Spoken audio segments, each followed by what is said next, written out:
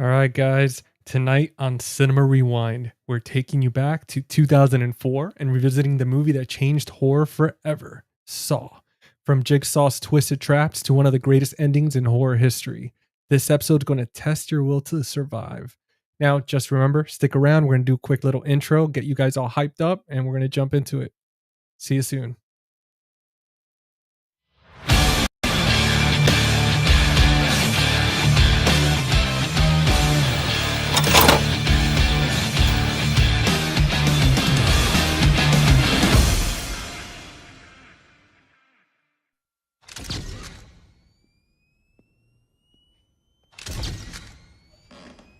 Someone there? I can hear you.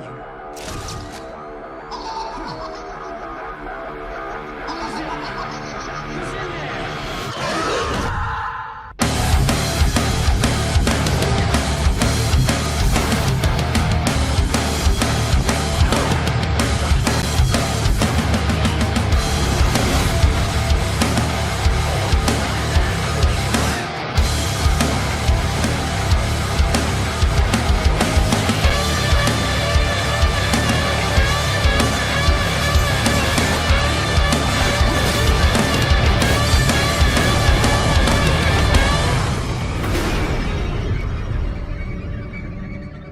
Live or die.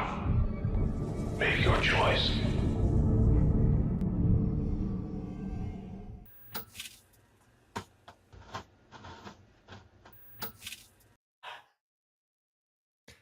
What's up, guys? Welcome back to Cinema Rewind, the show where we dive deep into the films that shocked, scared, and changed the way we watch movies. I am GC, the host of Face the Movies and the Friday Night Fright Night podcast. This week's a special one, guys. We're doing episode 13, Lucky 13. Hopefully everything goes well.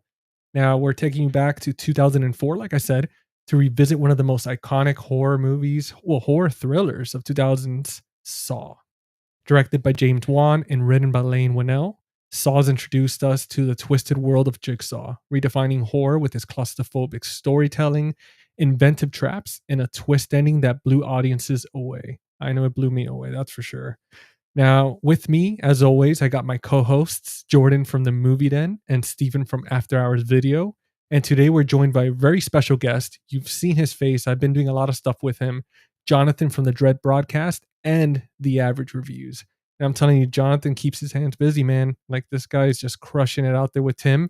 And he's actually Tim's partner in those series. He was here last week for the Conjuring episode. So if you guys were here, we had a blast. And tonight we're going to have some more fun. Now, together, we're going to break down the traps, tension, and the legacy of Saw. So lock the doors, don't lose the key, and let's play a game. Now, let's bring my buddies out. Let's go ahead and start off. We've got the man, the myth, the Steven. What's up, buddy? It's happening. Ready to play a game with you guys tonight.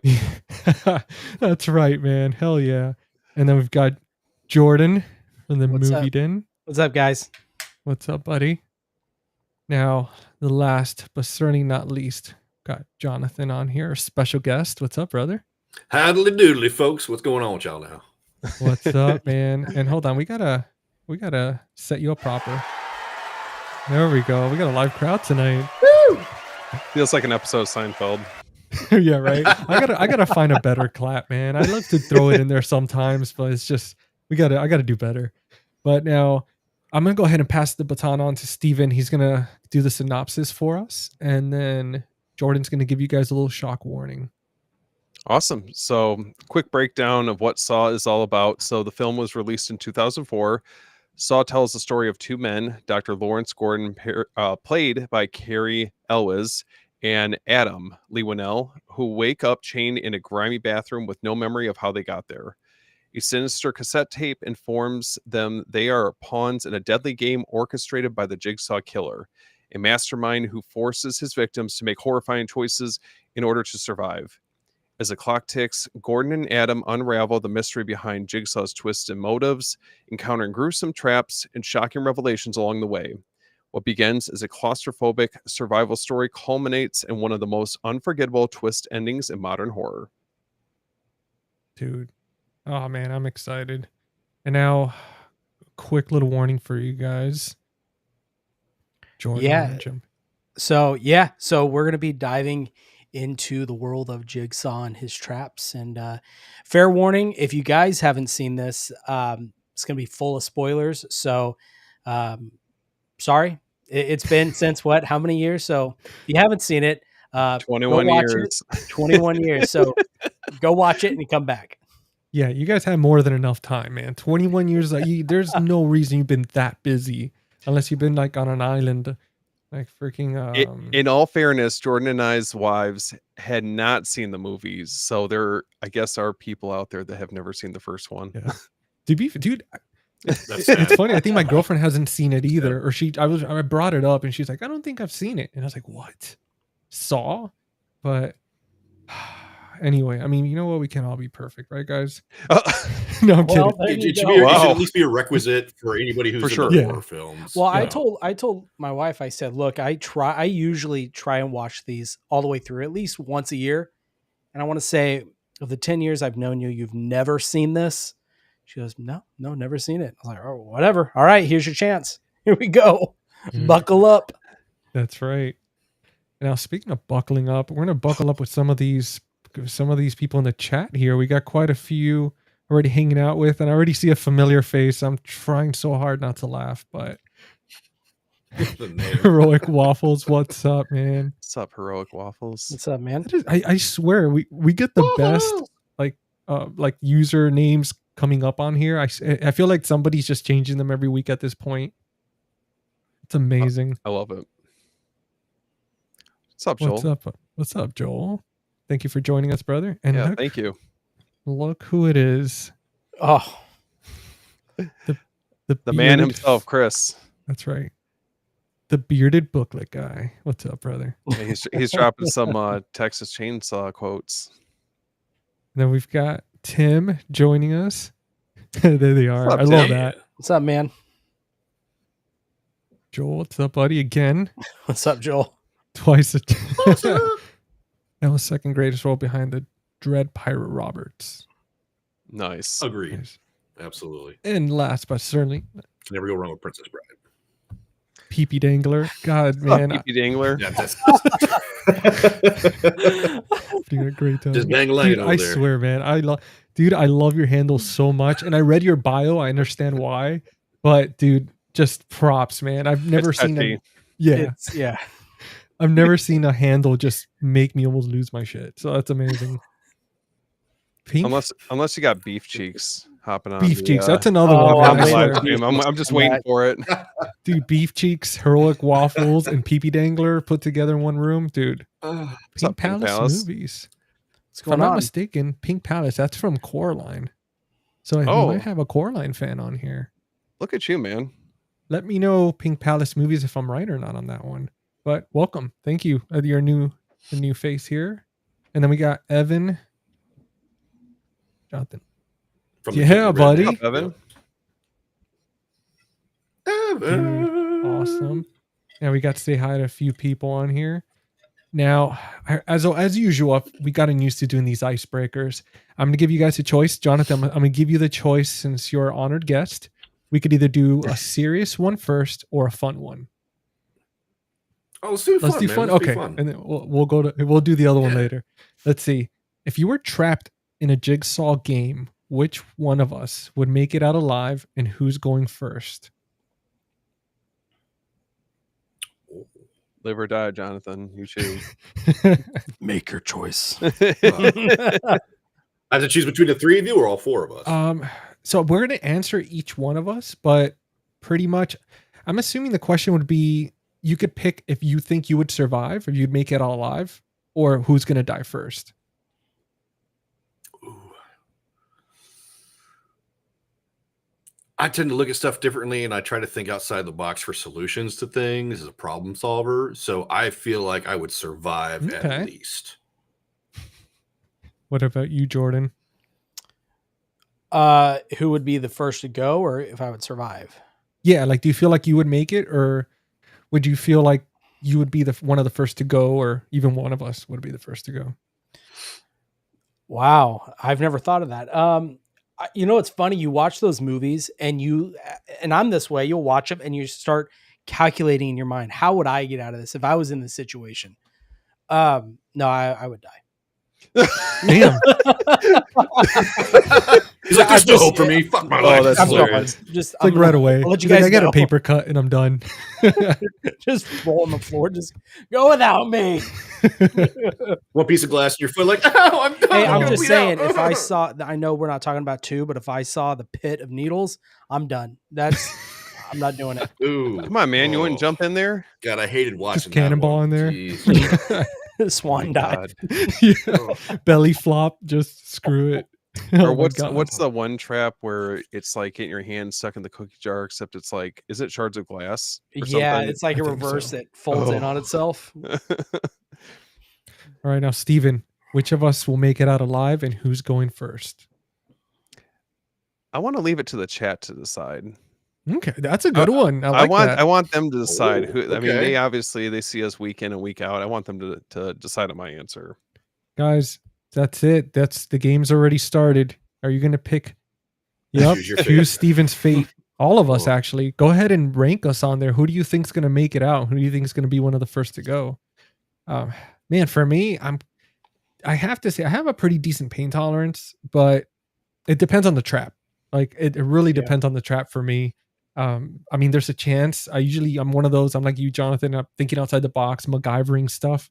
But yeah, depending on the trap and how much time I have, like if I have to saw off my leg, no pun intended, I'm gonna just saw it right off. But if it's something else, like when it has to do with like I have a laser point in my eye or something, and I have like 30 seconds to go through like 15 keys, I'm probably gonna be screwed. What about the reverse bear trap? Oh, I was going to ask that because Oh. I don't know. In that situation, would you just go ham on someone else and just get the key out? damn. I think you would have to, just out of desperation. I mean, I don't know. Hopefully, yeah, Sense of whoever's on- survival. I mean, yeah. instinct is to Yeah. do yeah, whatever you have exactly. to. Like, hopefully that the other person that's on the receiving end of it isn't. It depends they're on, I they're guess, who it understanding. is. Like, hey, look, Like, sorry, Yeah. buddy, you're effed. Yeah, I'm sorry. gonna get out of Yeah, here. Yeah. no hard feelings, but yeah. let me just rip your stomach open. Sucks to be in it, but I Yeah. want to win it. No prize, just survive. And I think it all depends too what you have. Nice. Okay, so I was right. Sweet. Now, I think it really depends too on if you have kids. Like if the other person, I got to know them while we're there or something, and they don't have kids, they don't have family, and I have kids that I need to raise and protect, that's even more incentive. Obviously, too, doing it as quickly as possible. I don't want to sit there and like bash somebody for like 10 minutes straight, but like making it as quick and painless as possible. I mean, I think that's really the end game to be able to survive something like that. For sure. I guess we never know until we're trapped with Jigsaw. But now, for the serious one, do you think Saw works better as a horror film, a mystery, or psychological thriller? Ooh. Yeah, I was going to go with Psychological that. thriller. Yeah, well, I think the first one Mhm. definitely, but as the series go on, it does change what I think they are categorized as. But the first few, I think, are definitely psychological thrillers. After Yeah. a while, There's so much suspense Mhm. to Ye- everything. yeah, and I felt like as the sequels went on, it became more of like a spectacle to up the ante with the kills, or like the not the kills, but the saw traps. That Yeah, would play out, and I mean, it's cool. It's kind of like in the same vein as like Final Destination to a certain extent, but Yeah, I definitely feel like the first one's a Mm. psychological thriller. The first one to me has a similar vein as Seven. Yeah. It Yep. does. Has Yep. that feel. As I go on, like you said, it becomes like a Final Destination type of situation. Yeah, it really just keeps getting more. You notice that like the first movie, it's just, I mean, the storyline. You really get immersed in the mystery, like what's happening, like how they end up there. Okay, now we see the tape and all that stuff, and as it plays out all the way to the bitter end, man, like you're just kind of holding on, wondering, like, is he gonna, take off his leg? Like, what's gonna happen? But then with the other ones, it's just like traps. They get more intricate. They get more violent. Just How is more this one gore. connected to the 10 other films? Yeah, I know.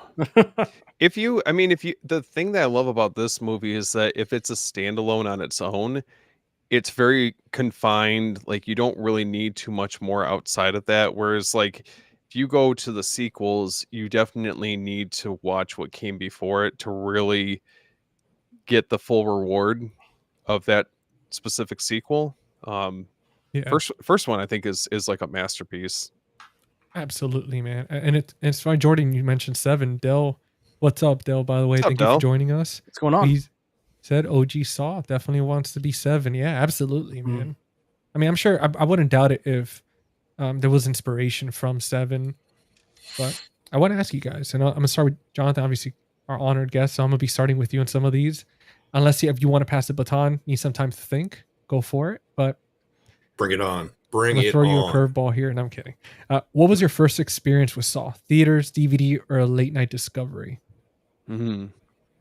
Oh, that was definitely DVD. Where I grew up in high school, I grew up in a small podunk middle town in southeast Arkansas. Nearest movie theater was either like half hour south or there was nothing. So didn't get out to the theaters much. That did a car back then, and so me and my friends always rented movies a lot. We were always watching this or that or whatever. We'd always have people over to our place and just hanging out with everybody. And so this is one of those where it was a rental. Someone brought it over and we watched it as a group. And it was unlike anything we'd really seen before in any kind of horror film. There was so much of an elaborate setup, so many twists and turns, and it was very thrilling to watch. And it was a hell of an experience. Dude, hell yeah, man. Like, I mean, it really was. Like, I know for me, it was definitely like I was completely blown away with it. But I'll get to my story at the end. Jordan, what about you, brother? Yeah, so mine was DVD for sure. Hollywood Video Rental. It was my dad who showed me the movie, and it wasn't near release. There had been a few other Saw films, and we went back and watched all the ones that were out. I think there was maybe like 3 at the time, and we had rented all 3 and watched all 3 that weekend. Wow. So we had a little Saw marathon, me and my dad. Damn. So that was my first experience with Saw, and the first thing that I fell in love with, honestly, was the music.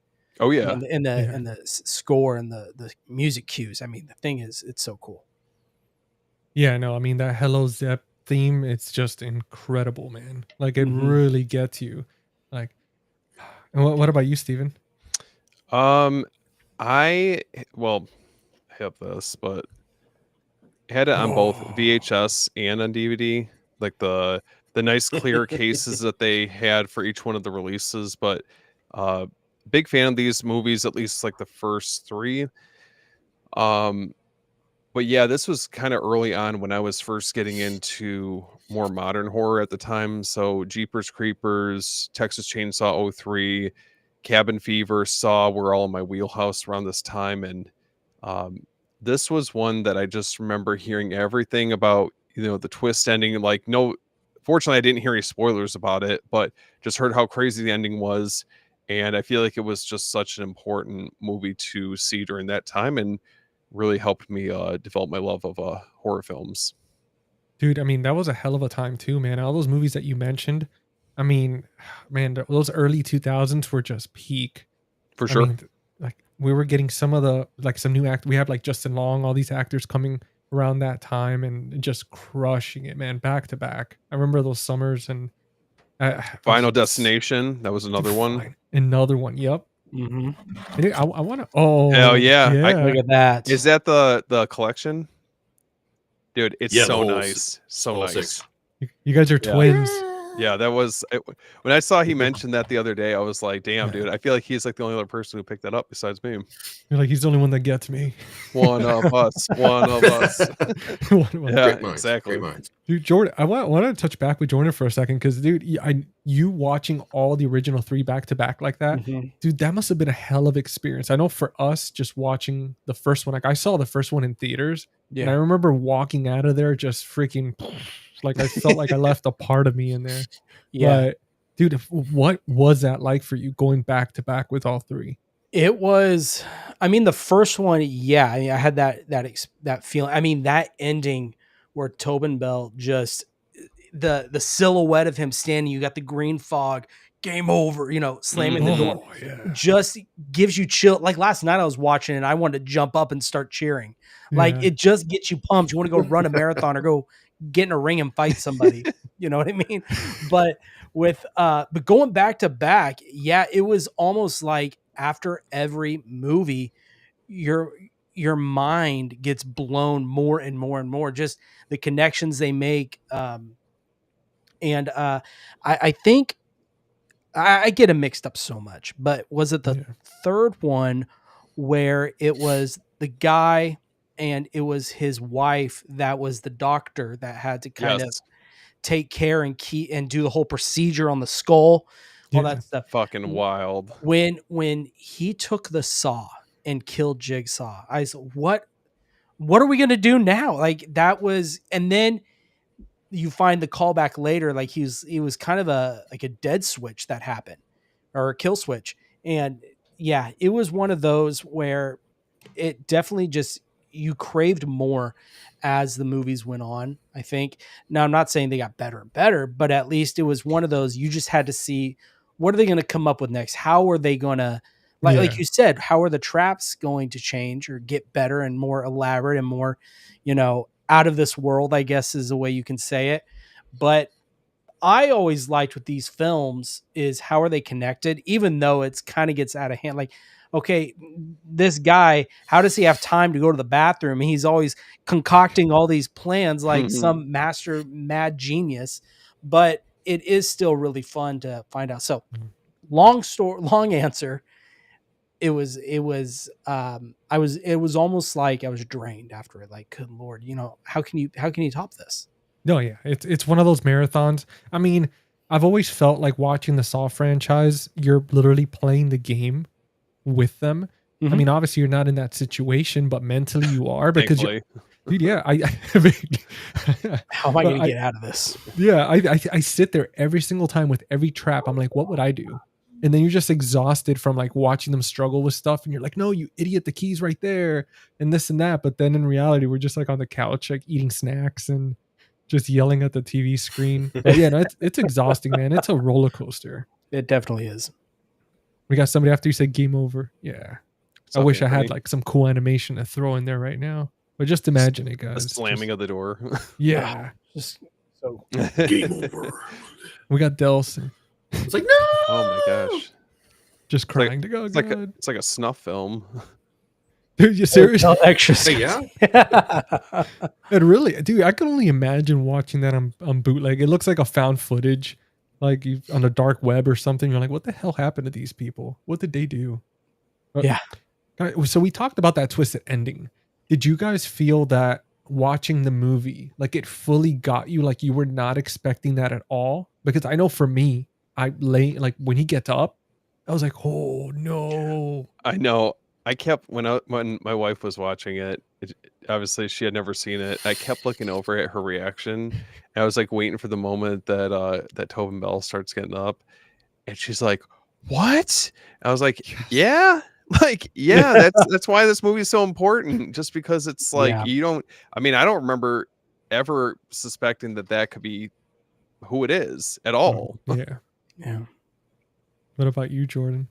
For me, well, of course I didn't expect, and I think everyone could agree that we all thought it was Danny Glover's character for the longest time. Mhm. Yeah. But yeah, it was pretty wild. And yeah, it was definitely something you, for me at least, did not expect. Now, you guys having that experience, and I'm gonna get to you in just a second, Jonathan, because I want to hear of your experience with that ending.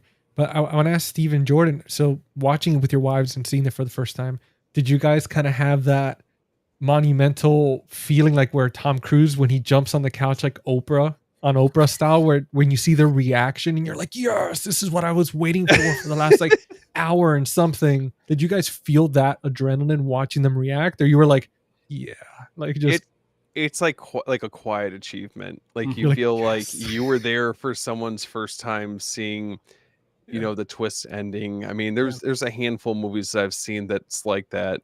But yeah, it was a cool experience for sure. I mean, obviously we've all, seen this movie a number of times, but for someone that is very fresh to watching this film, I think it's a pretty special feeling. Yeah. Yeah, it was for me. It is a proud moment because you're you're kind of living through their experience, Yes. reliving that first moment Yeah. that you were so shocked. I didn't get that with, and I kind of touched about it with you guys before we went live. Is so my wife, like, I can't remember when she stopped watching, but it was pretty early on. It was probably around the reverse bear trap scene. I mean, it was pretty early on that she was watching it. She made it through the razor blade cage scene. But after that, she was like, okay, I'm done. She put in her AirPods and was just scrolling on the phone. I was like, whatever, there's no point. I know it is gross. There's some, I mean, it's not like the Yeah. later films, but I get it. And then and it never fails. She won't pay attention, and she's probably watching this and getting mad at me, but never fails. She won't pay attention until the very end, and then I look over and she's glued, headphones are out, and she's got like a million questions. Like, wait, I thought there was one guy dead, and I'm like, there is, but he's standing up. No, there's another one. Where'd he come from? Well, that's Zeb. What happened to him? Why is he there? Well, he was kind of working, got pulled in by Jigsaw. Mhm. But wait, what about Adam? What was he doing? I'm like, he got pulled in as well. They're all being played by Jigsaw, and it bugged me. You were like, damn it. but I think it hooked her just a little bit to where she's curious about the sequel. So You know the movie's good when you see your partner when they're used to being on their phone and stuff, and they slowly you see their eyes start glazing over, and they're staring at the screen with the phone in their hand, and you see the light just turn off, and you're like, Yep. "Yup."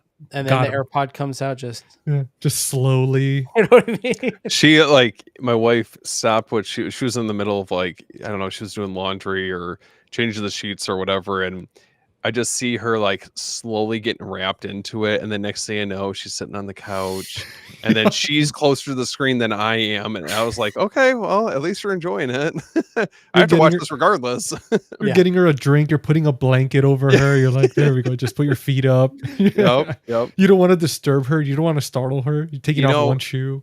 If I can get her to watch any of the movies that I'm watching, like, I always consider that a win, because there's some where she'll straight up tell me this is fucking stupid. So Yeah. like, I'm glad you like this one. Funny enough, Larissa, my wife, she actually gets hooked at the end of Giallos. It's the funniest thing to me. She'll see this like, wow, that was really good. I said, you watched the last 5 minutes. All you saw was the reveal, but it was really good. I'm like, well, it is good. Yeah. It's like, you know what? Baby steps, a little by little getting her into the Yeah. Italian genre. I know, I know it happened to me with Event Horizon, where my girlfriend, I thought that she hadn't seen it because she couldn't remember it.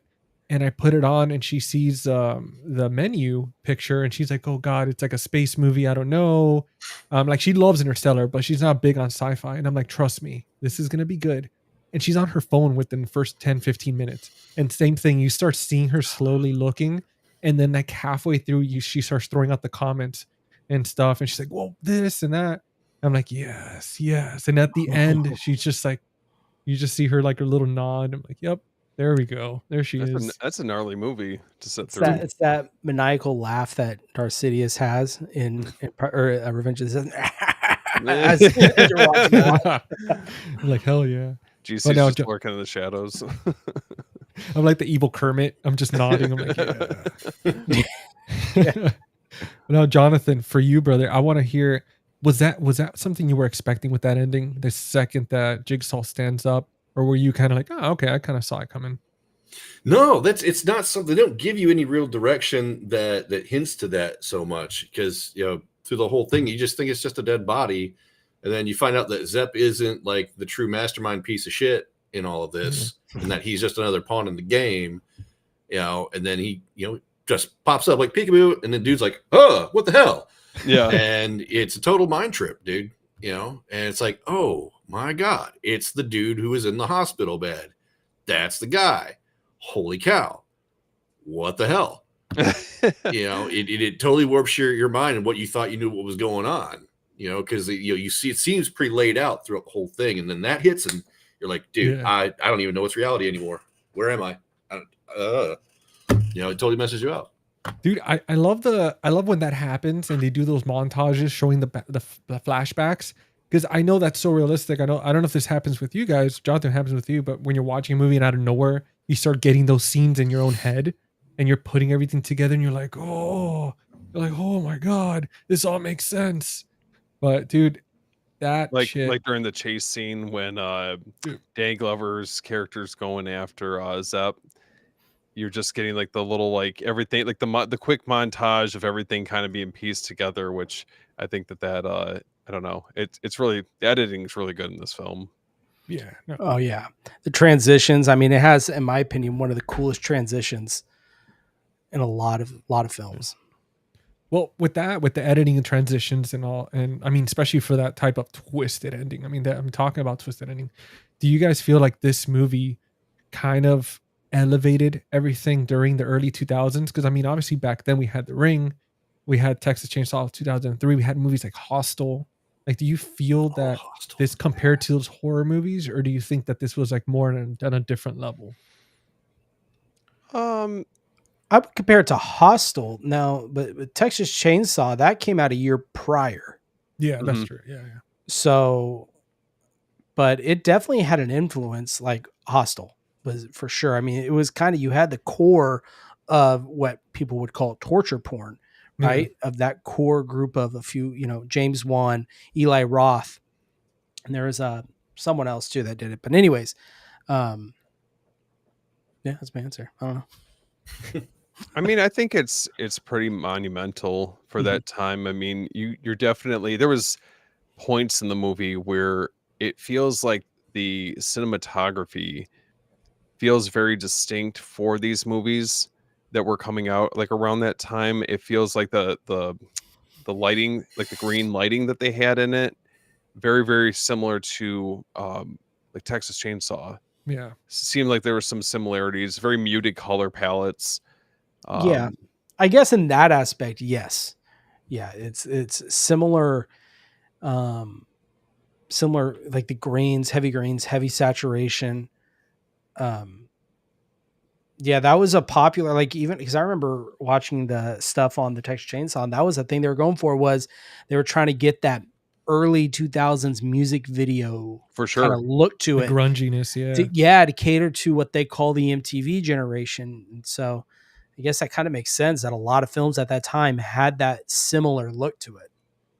Oh yeah, Yeah. I'm all about the dark, grungy, gritty, dirty, nasty looking, funky, like Nine Inch Nails, Trent Reznor spinning in air, kind of like messed up Mhm. environment looking kind of stuff. That was the stuff that really drew me in the 90s as a kid. Well, and speaking of which, Charlie Clouser was part of Nine Inch Nails, so he's the one that's responsible for the score, which I thought was really interesting. Hell So, yeah. yeah. And I mean, for me, like, that's the thing too with this type of movie. I mean, they were on a micro budget. I mean, Saw was shot in what, just 18 days, and a budget was around 1.2 million. So I mean, they did so much, and this is a perfect example of, you don't need 10 million, you don't need 5 million. I mean, with just being in one room for the most part, they were able to create something like this so iconic, man. I mean, I know during that time, the early 2000s, I don't remember seeing a movie that really just got me like revved up, like Jordan was talking about, where you're just ready to cage fight somebody, pretty much. Or Yeah, bare knuckle just- fight somebody. pretty much just go into into the jungle and just fight a bunch of gorillas or something. Or But go Super Saiyan after the movie. dude, yeah, man, and then just be like like I feel so dirty too afterwards because Yeah. I'm like, man, you got me so good, you bastard. You were laying there this whole time, and you just took me for a ride. Well, But it's- I mean, It's wild though. I mean, Yeah. you know, on rewatch, you know, to see like Lee Winnell, for example. I mean, this is like way before he started directing. So, you know, he goes on to eventually end up directing like Upgrade, Invisible Man, Wolfman. So, Mhm. kind of cool to see that the contrast of like his beginnings, you know, to getting into film like that.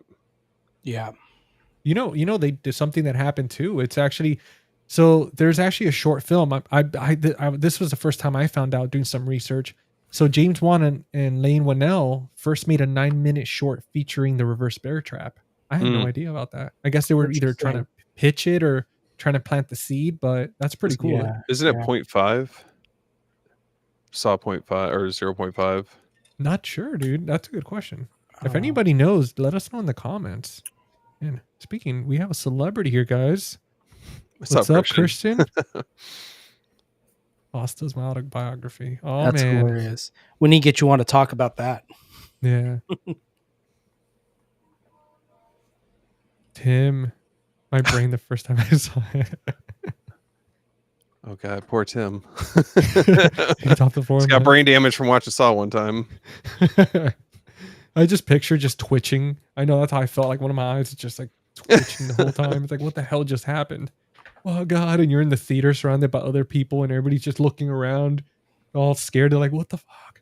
What is that guy doing in there? I think the biggest thing from this film is not only obviously, you know, it's on such a tight budget, but the cultural impact that it Yeah. had. You know, it was like such a powerful moment within like the zeitgeist of the time, you know, and it was parodied to death. And I don't know, it's definitely, especially with this one, I feel like that this is the one that really shines above the others. Well, yeah, I mean, it spun how many movies, you know, and Yeah. they continue. I mean, I remember after watching those every October, you know, Mhm. they'd come around and it was an event.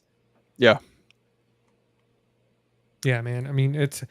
Do you guys feel like they went a little too far with the movies, or do you feel like which of the installments in the Saw franchise would you rather had them left it at? I didn't mind 10. Like at least 10 ended on a decent note, but it felt like it was really starting to sputter with what was it? I'm trying to I get them all mixed up. Like I think it would have been whatever the 8th and 9th entry is, or right around that point where it just I don't know. I just felt like it was kind of running out of, you know, story to tell. What was the one they had at Public Trap where they had the saw, the chainsaw with the two guys and the girl was cheating on both of them? Was And it it with was in Saw a- 3D or something? I don't know, but that one I think- was like, okay, come on, guys. See, I didn't see like the last 3 or 4. I'm the kind of person Okay. where I get burnt out on too many sequels. Like Fast and Furious, fuck off. You know, just way too many films. Hmm. Let the story end at some point. So yeah, I didn't see the last 3 or 4, so it's kind of hard to keep up with all that. And it's so hard to try and beat what you just did. What's the next worst thing I can come up with? How can we top that? And trying to do it over and over with that same kind of repeat formula, it bores me after a while, you know? For sure. I get that. Especially sometimes when you have too many characters that you got to remember too many things for too many people. Like I love the fact that this one was mainly focused on Adam and Dr. Gordon. But how do you guys feel about the dynamic like with between the two? Do you think they carried the film pretty well? I think Oh, so. yeah, I think so too. I wouldn't even mind the film. You know, I think it'd be cool to see a cut of the film where it's just them in the bathroom and you Yeah. just see them play it out. That'd be pretty Well, interesting. Dude, well, funny enough, so majority of the film, it's mostly them because when you really pay attention, despite being Jigsaw, Bell only appears for like 3 minutes in the entire film. Yeah.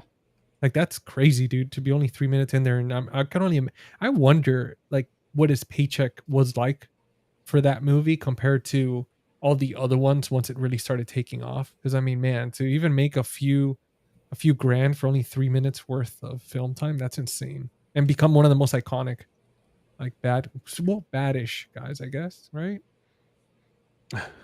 He lives in the gray Depends on how area. you look at it. Yeah. Yeah, he lives in the gray area. That's true. Yeah, he's like Dexter. I mean, I remember like Tobin Bell, prior to that, I remember him. I think he was I know he was in The Sopranos. I want to say that he was in Seinfeld as well.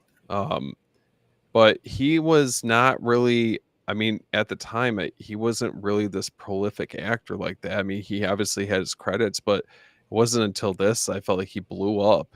And I mean, I would argue probably for the decade that this came out in, I mean, he's probably the most recognizable horror icon from that time. Yeah.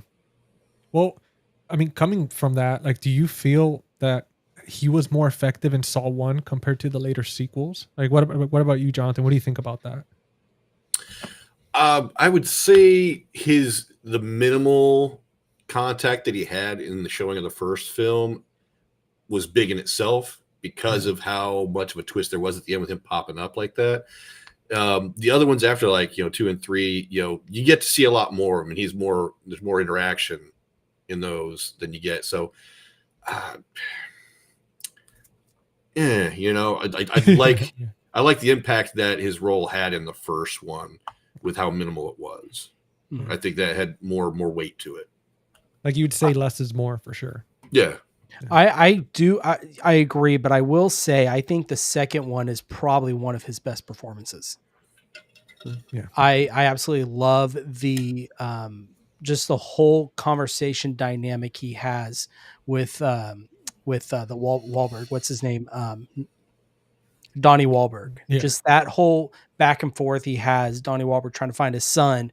I love that their dynamic. I think it's great. What about you, Steven?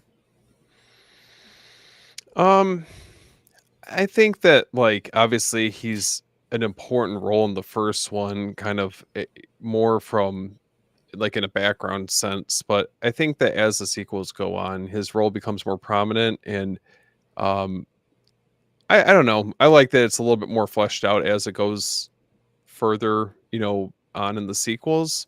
Because I mean, really, he's actually alive for only the first 3, if I recall correctly. So, but yeah, I don't know.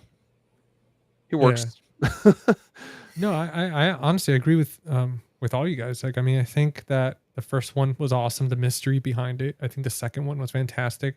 And then obviously, as things progress, we have different people in charge and different things shifting. But man, I mean, there's something about that simplicity. Sometimes the guy lurking in the shadows, that's more For sure. intimidating than once you know the whole story. And even though obviously this franchise, you need the whole story to make everything sense, to put the pieces together to the puzzle. But no, I think he knocked it out of the park. He's fantastic. He's forever gonna be one of those people that when you just stare at him, you're like, even knowing he's an actor, you're like, shit, am I gonna end up like waking up in a trap or something? Like, this guy just has that. He has that presence to him. When you hear him speak, the look in his face, it's just, he has that. He definitely like has a commanding presence pretty much when he walks in.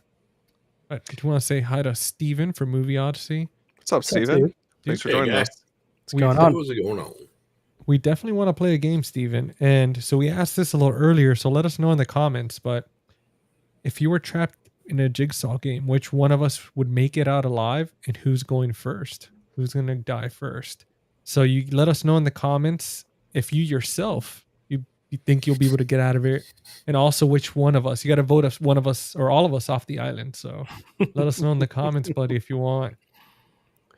I Now- love that, at least, especially in this one. I mean, Jigsaw has a couple variations of how he interacts. So you have, I guess it wasn't necessarily him, but you have the pig mask.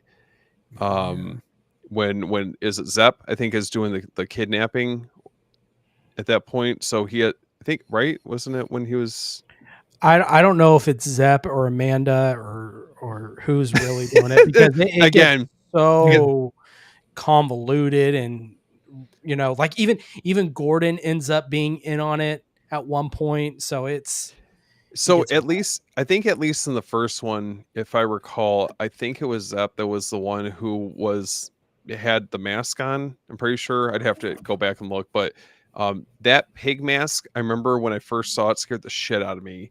Yeah. It's very unsettling, and then you obviously Mhm. have Billy the puppet, who, I mean, that's just as iconic as Jigsaw himself.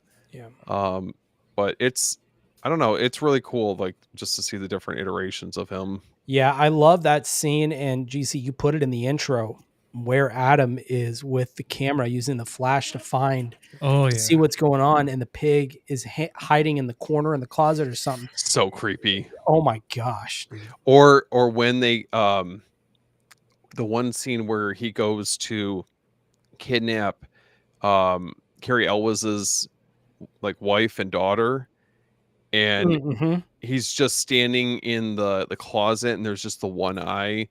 I'm like, that's like something out of a nightmare, man. Like Yeah. I mean, especially like you put yourself in the kid's position, it's like that's fucking terrifying. Well, Monster in the well, closet kind of shit, and you're like, Yes. oh my Yeah, god, dude. something's Yeah. gonna eat me. Oh. well, Yeah. just to add on to the It's real. terrifying nature of it, you know, we find out when they break the mirror and they find out it's a two-way mirror and there's a camera watching them the whole time. So not only are they stuck there, they have someone just creeping on them the entire time. And I think Mhm. Yeah. that's very scary. Well, do you guys feel that because of that setting, right? Having that little small room, the creep factor of that double mirror, do you feel like that helped make the film more intense, or do you feel like it kind of like they could have done a little bit better with it? Well, I think it just adds another layer to just you're still trying to piece everything together. Like nothing is adding up. You think you have an idea of like what's going on, and you still don't know. I mean, I would argue it's like that all the way up to the very end. Mhm. Um, I mean, this is just such an effective movie at keeping you guessing the entire time, all the way through. I think there's so much that add to the nature of the film, keeping you guessing. The color palette, the griminess. I mean, that bathroom is disgusting.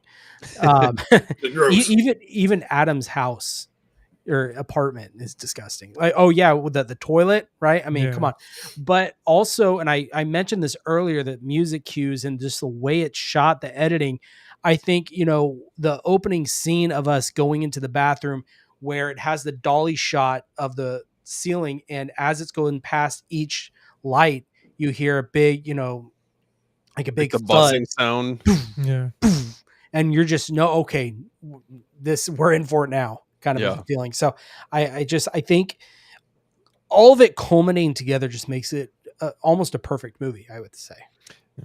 I think I want to note at least David Armstrong, the cinematographer, did a phenomenal job with this movie because he was, my understanding was, very familiar with doing like more low budget films. And I mean, especially for this, it feels like they were given a little bit more to work with than they probably were.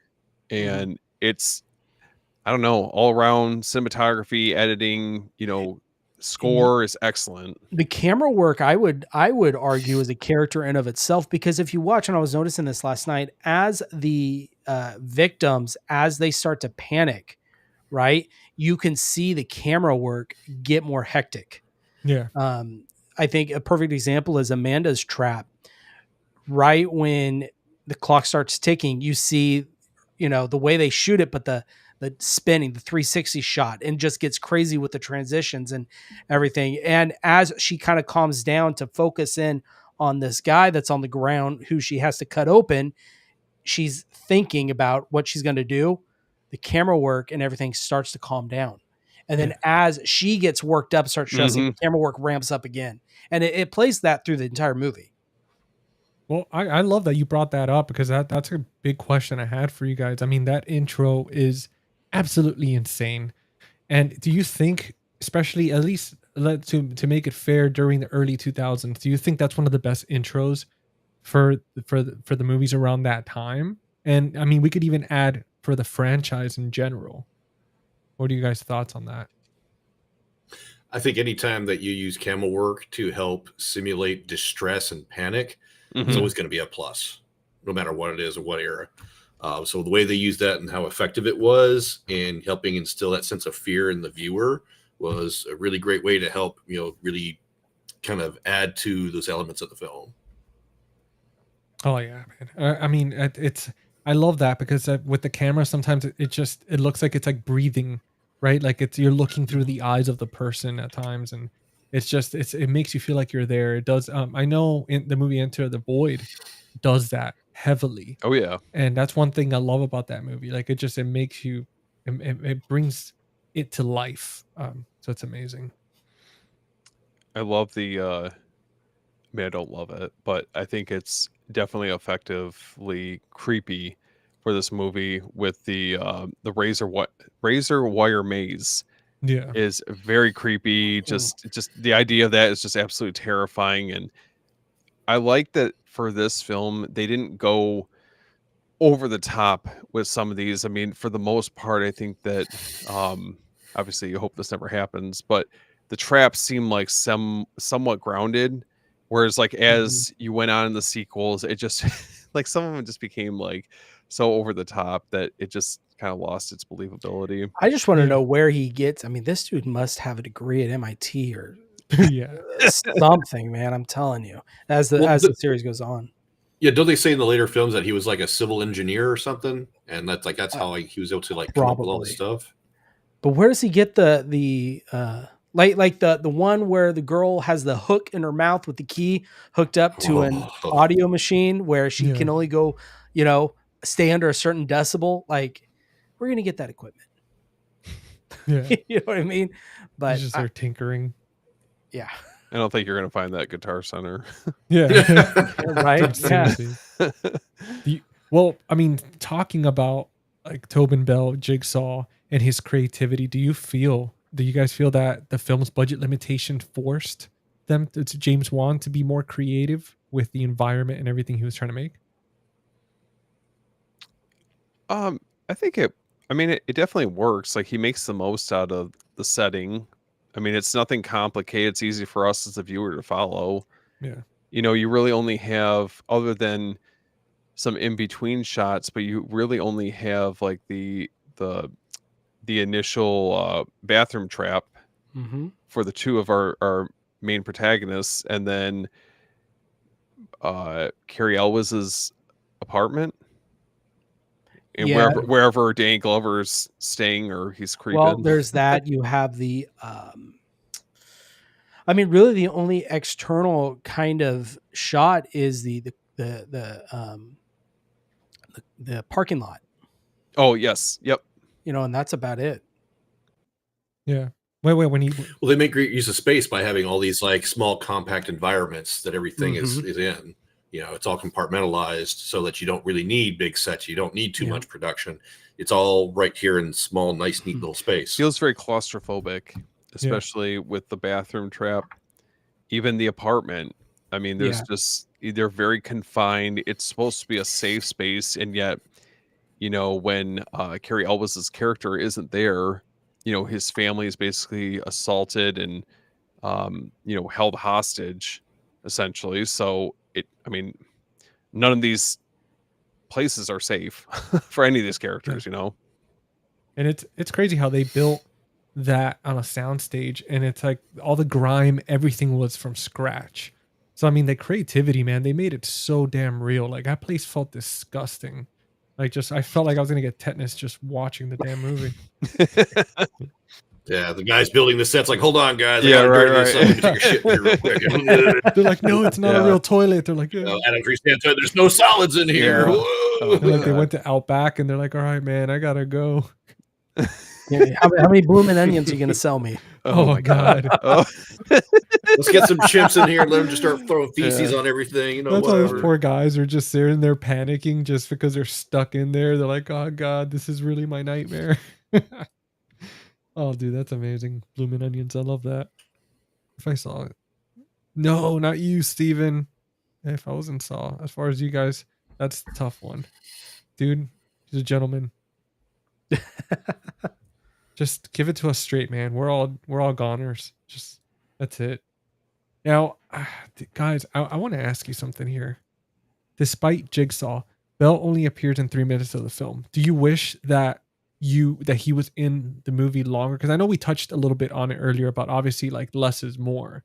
But did you feel once you found out, like once he got up, were you like, damn, I would have loved to see more of him? And did it leave you thinking this is gonna be a franchise? Or when you saw the movie, you're like, okay, there might be a sequel, but that's pretty much it. I think it would be cool, like with some of those flashbacks leading up to like explaining how everything's going down at the end. It would have been nice to see more shots of him being involved in those processes.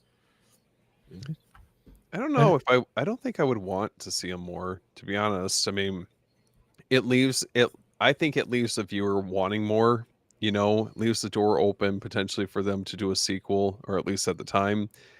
And I don't know. I don't think his character really needed to be in it that much more. I mean, you kind of have him there, but he's not there, I guess, if that makes sense. Yeah. Yeah. No, I agree with both of you. I'm kind of happy the amount that he's in this film. I think it works the way they executed it. So Now, do you guys feel right? Well, one thing I do want to say about the twisted ending, because I found out about this doing the research too. So only the key crew knew about the twist. I mean, like most of the cast members, they learned as they were filming, but they kept this very hush hush. So I'm assuming when he stood up, and whoever showed up on set without seeing him like laying down and stuff, they were probably as surprised as we were. Which I can only imagine how cool that was being there at the time and filming and everything. But I wanted to ask you guys, as far as do you guys think that Saw accidentally created this kind of like torture porn wave of horror, like Hostel and movies like that, or inspired it in some ways? Because I mean, obviously, as you see the movies go on, you see it kind of get like that. Compared to like it strays away from the original, from the mystery and just the simplicity. But what are you guys' thoughts on that? I think it unintentionally did. yeah, I mean, it for sure influenced. I mean, it was correct me if I'm wrong, I think it was like the first of that kind Yeah. of filmmaking and type of story. Yeah, I think it was a heavy influence, and I think it really started a phenomenon of films. Well, I mean, there's always been like for a long time, there's always been like little hints of things about like different types of like snuff films, things about like 9mm, Faces of Death, and things like that. There's always like the really rough, really grotesque, really hard to watch stuff that is always going to bring on inspirations for other things later on down the line. And the way Saw kind of set a new standard for that, for elaborate traps and torture, it spawned a whole other world of stuff. And, just looking at the franchise itself, and then other films like Hostel and other things that have come after it, it's definitely has a major impact, whether it was intentional or not. So it's safe to say that pretty much Saw was something that during the early 2000s, it was like a very important part in the way horror was evolving. Like obviously like with Hostel and all those other movies. Oh yeah, go ahead, Steven. Yeah, I definitely think that it was very innovative for the time. And I mean, we had High Tension that came out roughly around then. We had, The Descent that came out a little while. The Devil's Rejects.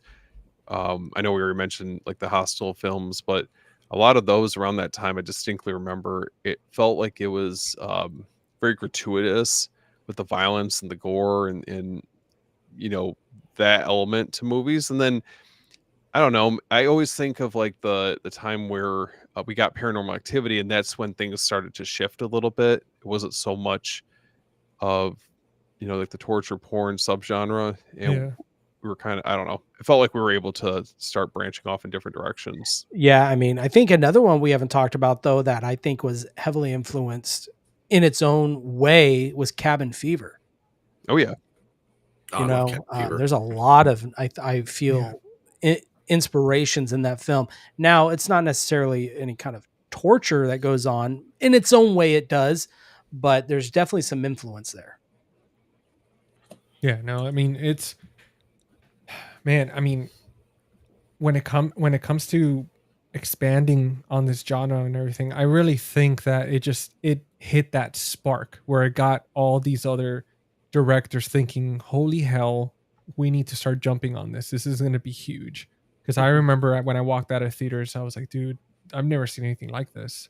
Like this is something that's I mean, and then Hostel comes out, and which freaking traumatized the hell out of me. Like, it will forever have that like seed in my mind where I do not want, like, I always think about whenever going to another country, I'm like, man, I just hope I don't end up, being sacrificed, or like somebody bathes in my blood to stay young. And I'm like, great, I should have never came here. Like, I should have just stayed home and watched my movies. Just don't Jeez. that scene with the Achilles tendon. Damn it! I was about to bring that up. God. GC every morning double checking his Achilles heels. Dude, Yeah. it's He funny looks under 'cause- his bed just to be safe. Yeah. I don't know if this happens to you guys, but man, sometimes at night in particular, like obviously, like I always do my rounds. It's one of those things where I live, it is a little bit more rural, so I always do my rounds and stuff, checking the house. But whenever I sit in bed, I always think of those movies, and I think of those scenes with the Achilles tendon and stuff. Because dude, to me, that's I can only imagine how painful that is, man. GC Like, always just At cemetery and the Yeah. Gage with the little GC always scalpel cutting that old man's Achilles tendon and falling down. I'm yeah, like, oh, that's GC always only springs boards into bed just so he Yeah. doesn't have to get close to the edge. dude, I just belly flop. Running start. Yeah. GC, I picture you just going around in your house with a flashlight, just making sure all the doors are locked, lights are off, windows are locked. Having your Scoop- dogs with you. Scooby Doo style. Like, I'm just like creepily like walking, and then the dogs are just all the dog, the cat, the parrot. They're all just walking behind me. Dude, That's it's funny. My fucking girlfriend's funny. staring. She's like, "What are you doing with a flashlight? We have lights." And it's like, "Oh, sorry, I didn't want to wake anybody." Can I ask you guys? So obviously we know James Wan after this film got really big as a director, and he's branched off into a number of different movies. Do you guys consider this his best film, or do you think that there was other films that he directed after this that were better? I don't know that I've seen other films of his. I don't really pay attention to directors. I always pay attention more to the actors and the story. Man, The Conjuring's up there. Yeah, and we just talked about it, so I'm still on that high from The Yeah, Conjuring. that. Oh, I haven't seen it. Oh I still gotta watch man, this. Are you guys going to leave out Malignant? His magnum Oh. opus. I forgot about that movie. Haven't seen that either. I saw that in theaters. Man, That's it. Cinema Rewind. I'm a horrible Malignant. horror Next fan. episode. wow. It's not a bad idea, man. Like, I mean, that's hard because it's, usually you have these directors that just have that one movie that you're like, holy hell, and everything else is great, but that one movie's just good. And then it's hard because Saw, like the only other time I remember having that effect for that twisted ending was recently with Sleepaway Camp. Mm. Dude, like with movies, you could, for me, I always feel like I could kind of tell what's going to happen. My girlfriend has the same thing. So when we watch movies, we're already kind of expecting things. But these two movies from the top of my head are the ones that have gotten me so damn, man. Like, it got me so damn good that I was just like, oh, what the hell? But Sleepaway Please. Camp will have that effect on somebody. dude, but then Yeah, well. The Conjuring, fantastic movie. And It's then hard. and Malignant too. It's like, Well, Insidious, I know that started a lot of movies too. I mean, that was definitely a precursor. And we've talked about this before, precursor to The Conjuring, and you can definitely see the progression, I guess you can say, from Insidious into The Conjuring. which is a fantastic. I mean, James Wan. I mean, he's brilliant. It's hard to pick a best, but what we could do maybe is, what about top three, like in order? I don't know about it in order. That's Number one. Malignant. Okay, I have to Mine- rewatch it, man. mine's The Conjuring. It just I need to watch it in general. holds a special place in my heart. I'm just messing. I would have to agree. I would probably go Saw, The Conjuring, and then Malignant. Yeah. Jonathan, I know that you didn't see Malignant or The Conjuring, so I'm building a list. I swear I will get around to watching these films. Please. He's don't like, hate I didn't me, even watch people. Saw. yeah. He's like, I don't even know. He just ended up here. He clicked on the link. He's like, Yeah. how the hell did I end up? I'm just good at guessing. I don't No know. one's favorite film is Aquaman. Oof. I mean, I like it. Yeah. I wouldn't put that. I definitely wouldn't put it top three. Like it, not love it, but it was a fun one. I mean, I was surprised I mean, seeing these type of movies and then him going to Aquaman, it's like, wait, what? It's like, what the hell just happened? Oh man, my buddy Anthony, he's razzing me Is in the it- comments. Oh dude. See, bro, Whatever, oh, dude. hold on, let's check this out here. No, Anthony, I haven't watched The Conjuring yet. Yeah. See, I was gonna get flack from somebody. Yeah. Bunch of O's there. There we go. You just got them worked up, It's really good. You need to check it out. dude. I plan to. Like I said, I'm making a list of everything after the last discussion from Saturday's live stream with Aaron at A&B Horrors and everything. I'm building a list of stuff. I get so caught up in like foreign fight films and Oh, action nice. flicks because that's like my There you bread go. and butter. Like you want to talk fight films and martial arts stuff, I'm on it all day. But I still got a ways to go to catch up on the horror film. Well, I'll tell you this, man. I know you still have some time for this Sunday coming up. Dishonor. What is that thing in the Last Samurai where they have to do? I forget what it's called. I think Tim brought it. Yeah, there we go. It's like Dishonor, but you do it with a VHS tape instead of a blade. Oh my god. I'll take the VHS tape, Oh, I'll smash it on the oh ground, take God. the jacket apart. Dishonor. Oh, but what a terrible way to go. Seriously, man. It's not even. It's like dull too. It's just like you just keep doing it for like half an hour. Like, come on. It's like trying When you said VHS, I just thought of Videodrome. That's all I thought Oh, of. God. Yeah. Dude. So, guys, going back to Saw, because I know I derailed us a little bit there. Man, so if we're gonna pick a favorite out of the entire franchise of Saw, and I know Jonathan, obviously, I know you've only seen. I think you said you saw the first 3 or something. I've seen I think I've seen up to to six. I think I don't remember if I saw 7. So or not. you could gauge based on them that whatever you remember the most from them. But would you say the first one is your top favorite out of the entire franchise, or would you say there's another one in there that you're picking? I think the first one would be like my second favorite of the franchise. I think 2 would be my first favorite. Okay. What about you, Jordan and Steven? For me, it goes in order 1, 2, 3. Yeah. The trifecta. I'm with you there. Would you say that saying that? Would you say that if they would have cut it off at 3, I think it would have been a perfect trilogy? I'd be Yeah, okay with that. I think I mean, spoiler alert, but after 3, obviously you don't have, I mean, you do have Jigsaw, but not like, he's not literally here. So I think that's where they started backing themselves into a corner. I wish that they wouldn't have necessarily done that, but if they had stopped at 3, then it would have made sense. Yeah, I think it's kind of hard to say what if because we didn't just get the 3. Because I can see maybe 4 or 5, I can see where that would be in there. Like those are great continuations. Yeah. But I think Steve made a good point about Jigsaw's character as a whole. I think 3 is a great ending. Mm-hmm. Like I would be fine if I was sitting down and watching them. I don't mind going past 3. I just felt like the story felt very self-contained for the original 3. And But it's so hard because they ended open ending on all of them. I know Yeah. You know what I mean? they knew what they were doing. Yeah.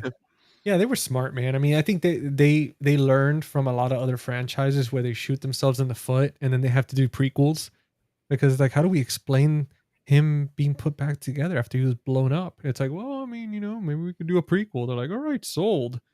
But I mean, yeah, they were smart about it. I think James Wan, I mean, again, they did that few minute kind of little short that they did. So I think they knew, like once they knew, they planted the seed. Once it got approved, they're like, we're going to make this movie so damn good that they're going to beg us to keep making them every year. And I mean, that's kind of what happened.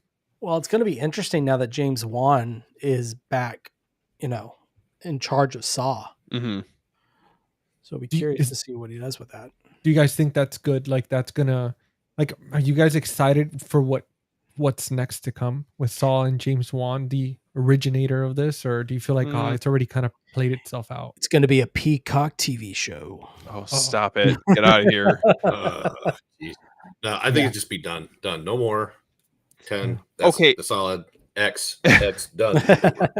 What I thought was interesting was I thought that they would be doing some sort of a reboot, but it didn't sound that way. It sounded like it was just going to be a continuation of it. And I think if anyone's coming back and getting their hands on this franchise, I think having James Wan probably would be the person to right the ship. Yeah. Mhm. But I, my excitement level, I'm definitely keeping it pretty in check. My girlfriend's here saying hi. Hey, hon. What's up, Aaron? Hey, Aaron. She Hi, Aaron. What's jumped up? on to say hi. So, because this is a crazy thought that I had for Jigsaw, Tobin Bell, right? What about, and hear me out, what about a prequel where we actually get the origin of how he learned how to do all this stuff? I got to be honest with you, GC. I'm over prequels. You're all prequeled Yeah. out. I am. I can't. fair. I can't Yeah, do that's totally prequels fair. anymore. No, I don't blame you, man. That's what I was like mentioning earlier. I was thinking, I was like, dude, everything gets a prequel now. I mean, especially with the Texas Chainsaw Massacre with the beginning. It was just like, oh man, do we really need that Well, much I detail? feel like that one. I agree That's with you. that's Like, a little bit different. I didn't like how they gave Leatherface a name. I thought that was ridiculous. But that was early on enough where at least it still piqued my interest. Yeah. But now everything's getting a prequel. I'm just kind of. Or I a don't need a to know requel. everything about everything. Oh gosh. Well, I heard after Weapons is out now, like I heard that they might even be doing a prequel for I heard You don't that, need Weapons. So you get some backstory. I don't about need the it. witch lady. Just Exactly. let me. I can't. I don't know. Can't we just like leave things up to our own viewing and like our own imagination? Like I don't feel like that's like they need to like spoon feed us to fill in the blanks. I don't know. They're going to Yeah. do a prequel to Hereditary. You watch. No. Give us a Oh. story about the grandmother. Dude, I swear Nah, they're just ruining these masterpieces by just money. Like that's all it is, man. They don't care Yeah. about the art. They just wanna they don't even care about our imagination. They're just like, you know what? We're just gonna give you prequel after prequel. Like I would man, I hope James Wan doesn't sell his soul and do that. Like I really hope that if he does come back he reboots it in such a way that it's I mean, with that ending for Saw, I mean, he just rewrote like kind of what you expect in these type of movies, these psychological thrillers. So I'm hoping that he does something like that again. Would you be okay? How about this? If he kind of did what the Blumhouse trilogy intended, where he kind of did his four, and ended it definitively that way. Like retcon. Sure.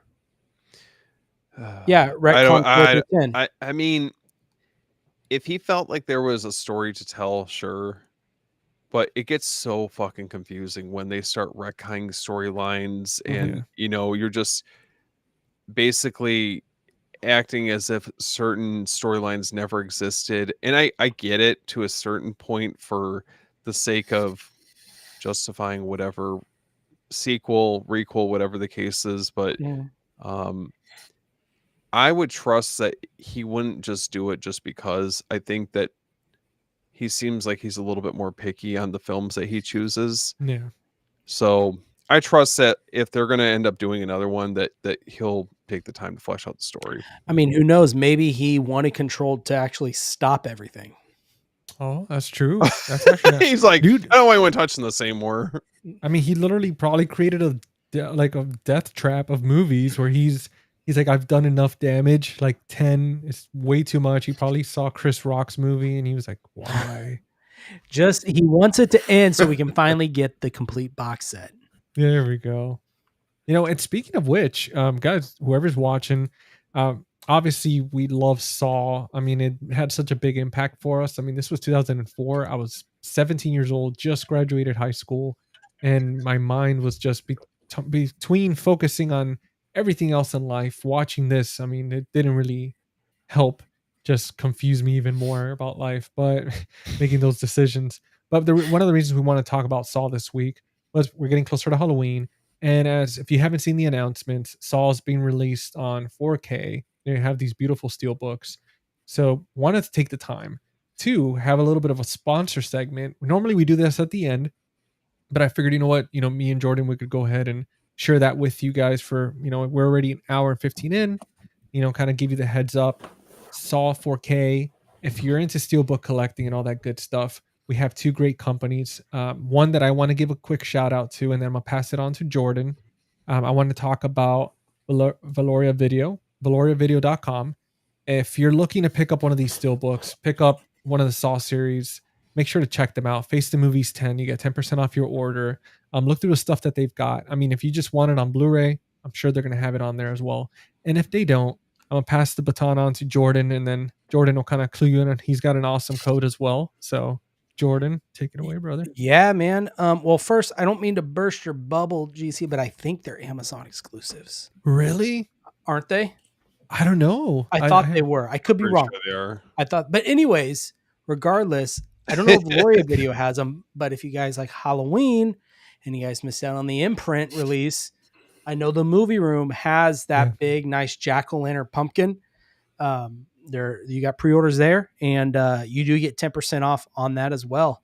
So that's like, Hell yeah. what, almost $40 off? I mean, it's not Oh, bad. And nice. so he still has some available. So if you guys want to pre-order there's the code. And Valoria Video might have them. I'm not sure. So Jordan, my I half think- birthday is right around the corner. that first. There we go. You know Happy what, birthday. guys? My birthday's Listen, in a week. Get me something. Oh, come on. You guys, no. Jonathan's birthday is coming up in a week. We got Steven's half birthday coming up. Come on, Jordan. I know you got pull over there. There we go. Well, Happy guys, Wait, Steve, when's your birthday? May 4th. Ah, No way. mine's earlier. But that's Steve- right. You're not even a fan of Star Wars. May 4th. Steven, May 12th. May 12th. Yep. Dude, March makes sense. 31st. Okay, listen, to my defense, I like the original trilogy. I like the prequel trilogy, but I'm not the biggest fan of everything that came out after that point. well, if you're with Steven and if you hate him or love him, at least now you got places to buy them. So, yeah, guys. I mean, what we're saying, Halloween, you could get it at the Movie Room, and then if you're a fan of the Freddy's, I know Valoria Video just got the Steelbook box set, so if you missed out on pre-ordering that, check them out. I mean, same deal. You're going to be saving a lot of money, but jump on that quick, because if not, it's probably going to sell out, and then you're going to be screwed and regretting it. And we actually have a special surprise here. Jordan, you want to let the people know? Yeah, man. So it was funny. I went in to watch the movie last night, and I saw I had a digital code of this, and I never redeemed. And digital codes for me, I take them or leave them. Certain films, I will get the digital code. I'll use it. And actually, it's funny with these. 5 years ago or something, I bought like the whole franchise as a digital code, so I had them. So I don't need this anymore. So I've got, if anyone wants to grab it, you guys better be quick. I've got a digital code to give away of Saw. So I think it's Guys, perfect look at that. timing. So if you guys want to grab that, snag it, Be quick, get people. yourself a digital copy of Saw so you guys can watch it at home if you guys haven't seen it. Steven's writing it down. Where's the QR code? If you're Screenshot. writing it down. Put Yeah. your phone up to the screen. It's like Just take a screenshot, guys. All right, that's it. There we go. Listen, Well, GC, guys- I'm not above that. Listen, guys, like for everybody watching, I mean, we've given you discount codes. We're giving away digital codes, and you're never going to expect that with these episodes. I mean, 1 minute we're going to be throwing away digital code. Who knows? Maybe we're going to be announcing some giveaways. We're going to talk about that a little bit more towards the end. We got 2 giveaways that we're doing. 3 giveaways actually that we're doing. One of us each has a giveaway, unless Jonathan, you've got one that we don't know about. I got But nothing. it's I okay. don't You Give know the what? people Is what there any they cool want. stuff? I see some stuff behind you. All I can do is spoof Tim's books. That's all I can do.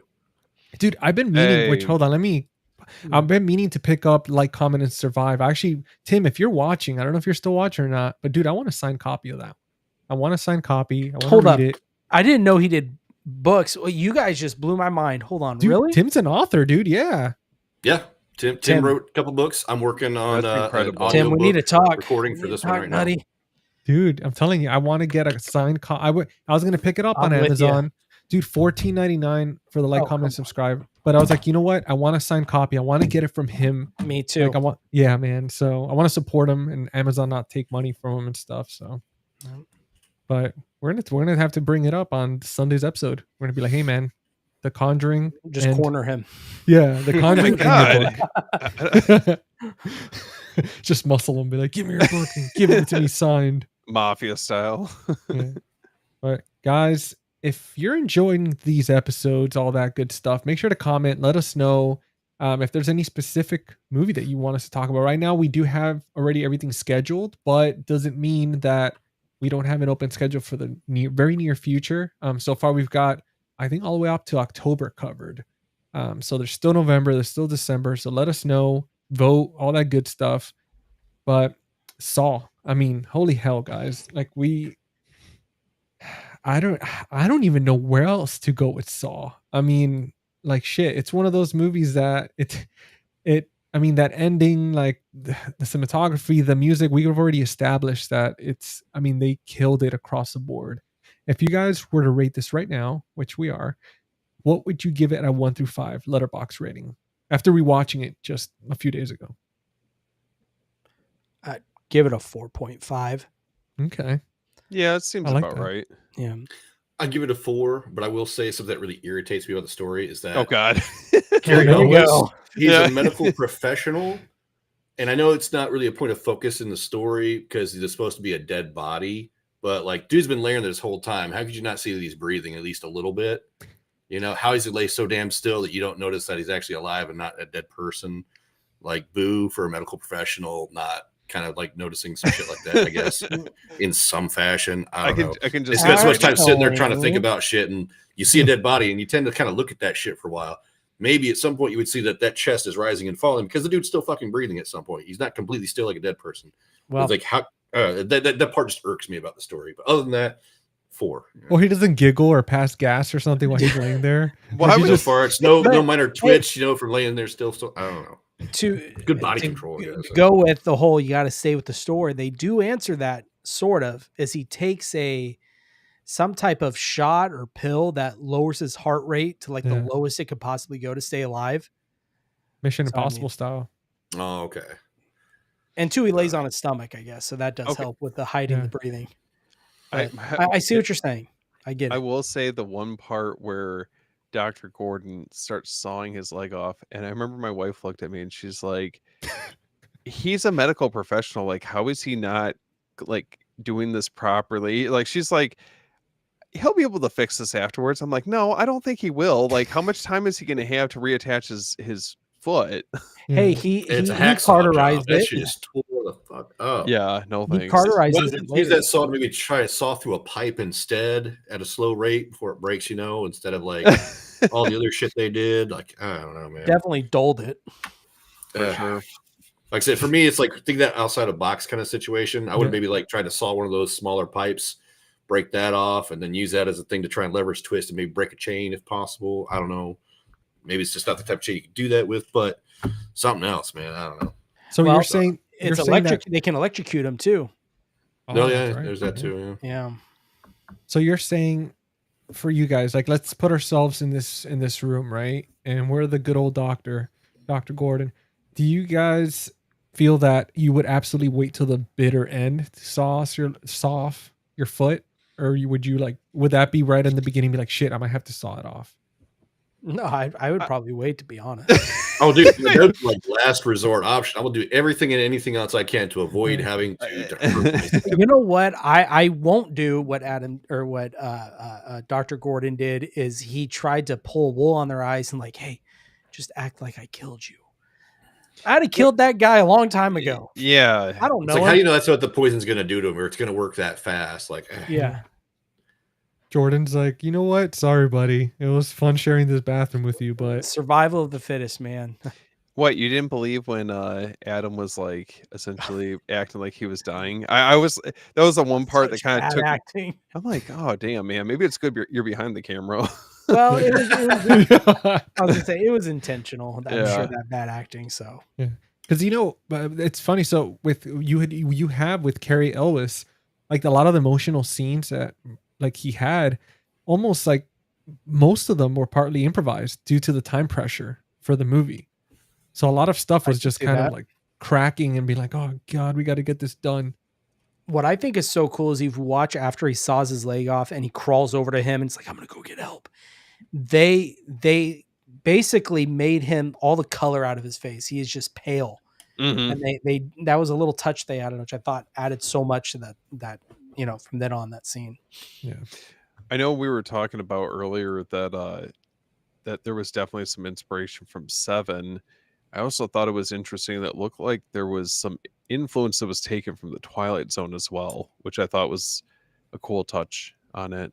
I guess with the twist ending, but this is definitely a lot gorier than I remember any of those episodes being. Seriously, man. I mean, talking Twilight Zone's like this shit's like that's like hardcore Twilight Zone on steroids. Oh yeah, It's like punk rock style music video, saw off your foot and just figure it out from there. Do you guys feel between Seven and Saw? Which one are we picking? Oh, come on. You can only have one. You can I would only say have Seven. one. I love Yeah. Seven. Yeah. You gotta Okay. go with 7.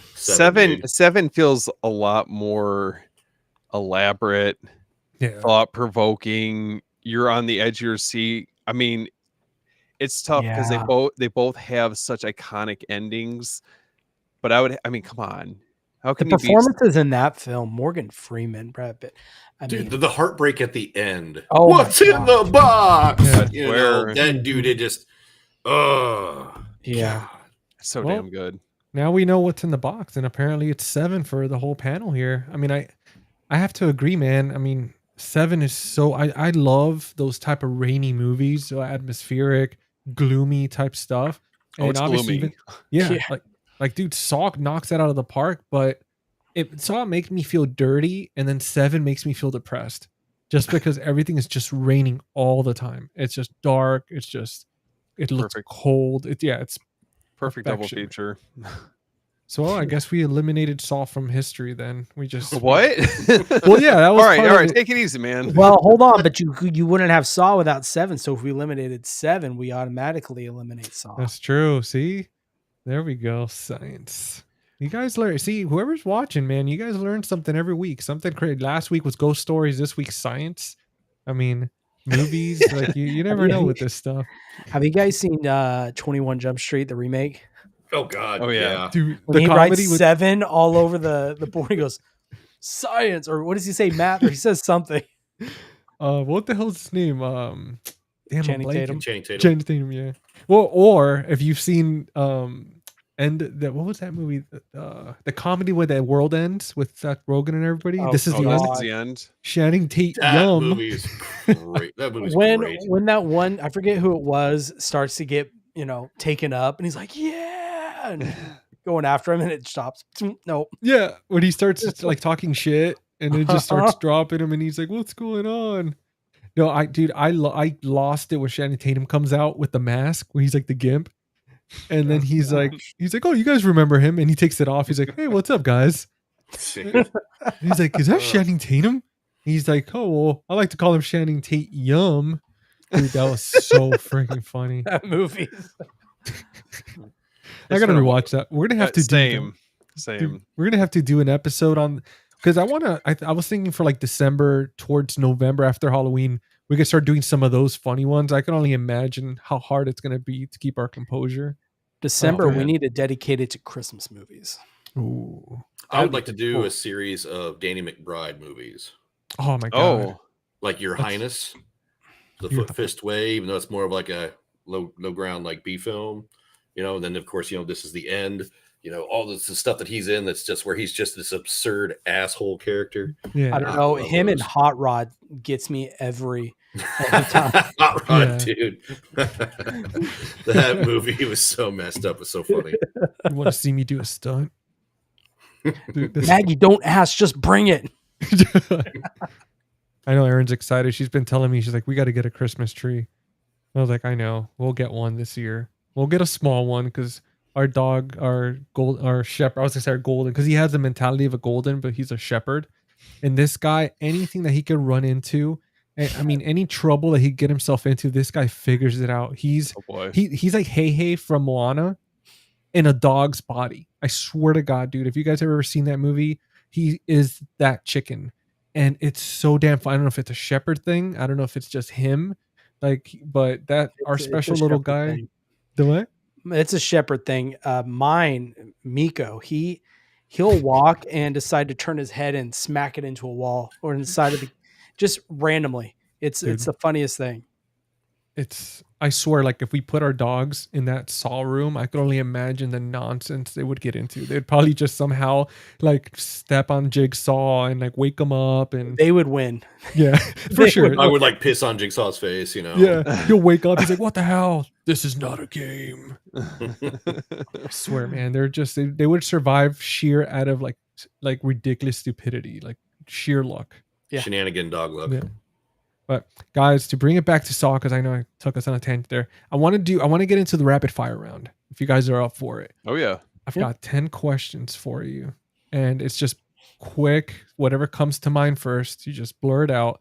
Jonathan, I'm gonna start with you, and out of the, we're gonna do just for this one is just the first Saw movie. But which was the best trap in Saw for you? Oh shit. Oh. Ugh. I want to say the face trap. The bear 'Cause trap, the bear claw. it's whatever timed, called. it's quick. You got to really move fast. You don't have time to do anything like you did with the razor wire trap or with the combination and the flame goo all over the body. You know, all that stuff. Everything. It was so really down to the wire in that one. Like you Yeah. really had to really make really quick split decisions on shit. That's a good one. What about you, Jordan? What are you thinking? Did you mean just like the first Saw or the franchise? Oh, just the first one. Oh, that yeah, the reverse bear trap for sure. What about you? For Steven? everything Jonathan said, Everything literally. plus one. We're looking at you, Steven. I was building suspense. Dun, He dun, blacked dun. out. The razor wire maze. I just like it Dude. because it's like it's metal as fuck. How the hell are you gonna get out of it? Literally. I was gonna Yeah. pick the same one. Very, I don't very know. carefully. Very good. God, There's no way there's no way to get out of that, dude. The one that got me in that scene is when they made the little comment was it cut so deep they found stomach acid on the floor. Dude. He thrashed they- so hard when getting they caught up said in it. that- Mm. Yeah, that just I'm sorry, I would have moved Goosebumps. very, very gingerly in that one. I would have Every been quick. time. I would have tried to been like, okay. That just gross you out, Steven? I'll just wait till someone comes and gets me if I'm trapped in that. Like I'm not moving at all. someone's gonna go in here and see Stephen.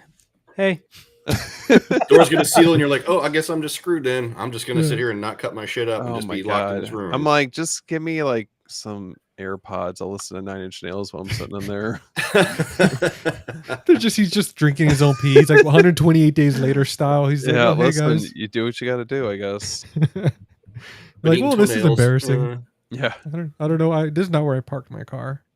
Yeah, I agree with you, man. That maze to me was just, oh, man, like talk about painful, slow death. I mean, you just every time like you try to move or do anything, it's just gonna be so painful. You're Yeah, just I mean- screwed. I would argue that that situation kind of rivals something from Seven. Which one? I don't remember. No, I'm just saying like that type of trap. It feels Oh, like yeah. it could have been something that was pulled from oh, Seven. yes, Yeah. it does. Yeah. Oh, I remember now. Yeah. With this certain fake anatomy with razors on it. I think that was in 7. Mhm. Yep, dude. Okay. Oh my god. Oh, Yeah, oh, that was God. that's horrible. I don't even want Gosh. to. Guys, Thanks, DC. if you want to know what we're talking about, go watch 7 because that's probably gonna end up being a future Cinema Rewind episode for sure. Some Oh, that'd be peen fun. violence. Yeah. Oh. Some Peen peen. violence. So I was gonna say Sabine. Oh my gosh. Peen violence is been a- never good. We don't It's been, support it's been that, a recurring thing that's happened on the past episodes of the Dread broadcast. Just some peen violence mentions. dude. Yeah, I remember Oh the, my God. dude, the DP people Dana, where you watching at?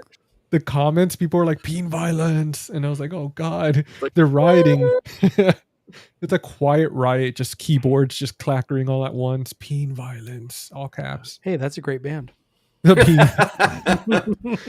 It reminds me of Motley Crue when they were first starting out. I think it was Tommy Lee. They were coming up with names, and Tommy Lee's like, "Oh, we should call ourselves the Foreskins." Well, what was what's that one song? I forget who it is by the tip of the skin, or what was it called? Zipper catch a skin or something like that, or Oh, that reminds me of something about I Mary. can't remember. I There's a was just about to say song. that. There's a song called that, but I can't remember what was it called. Oh my god, that sounds painful, man. Yeah, it's something stupid like that. Well, moving on to the most talking about something shocking, like getting your peen caught in the zipper. I One was of the hoping most- we would talk about that tonight. you were just you had it in your bingo card. You're like, I'm ready. One of the most shocking moments, Jonathan. I mean, I think I'm gonna guess already, but I want you to let us know which one was your most shocking moment in the first Saw movie. Oh man, so shocking. And that's a hard one because there's a lot of shock in there.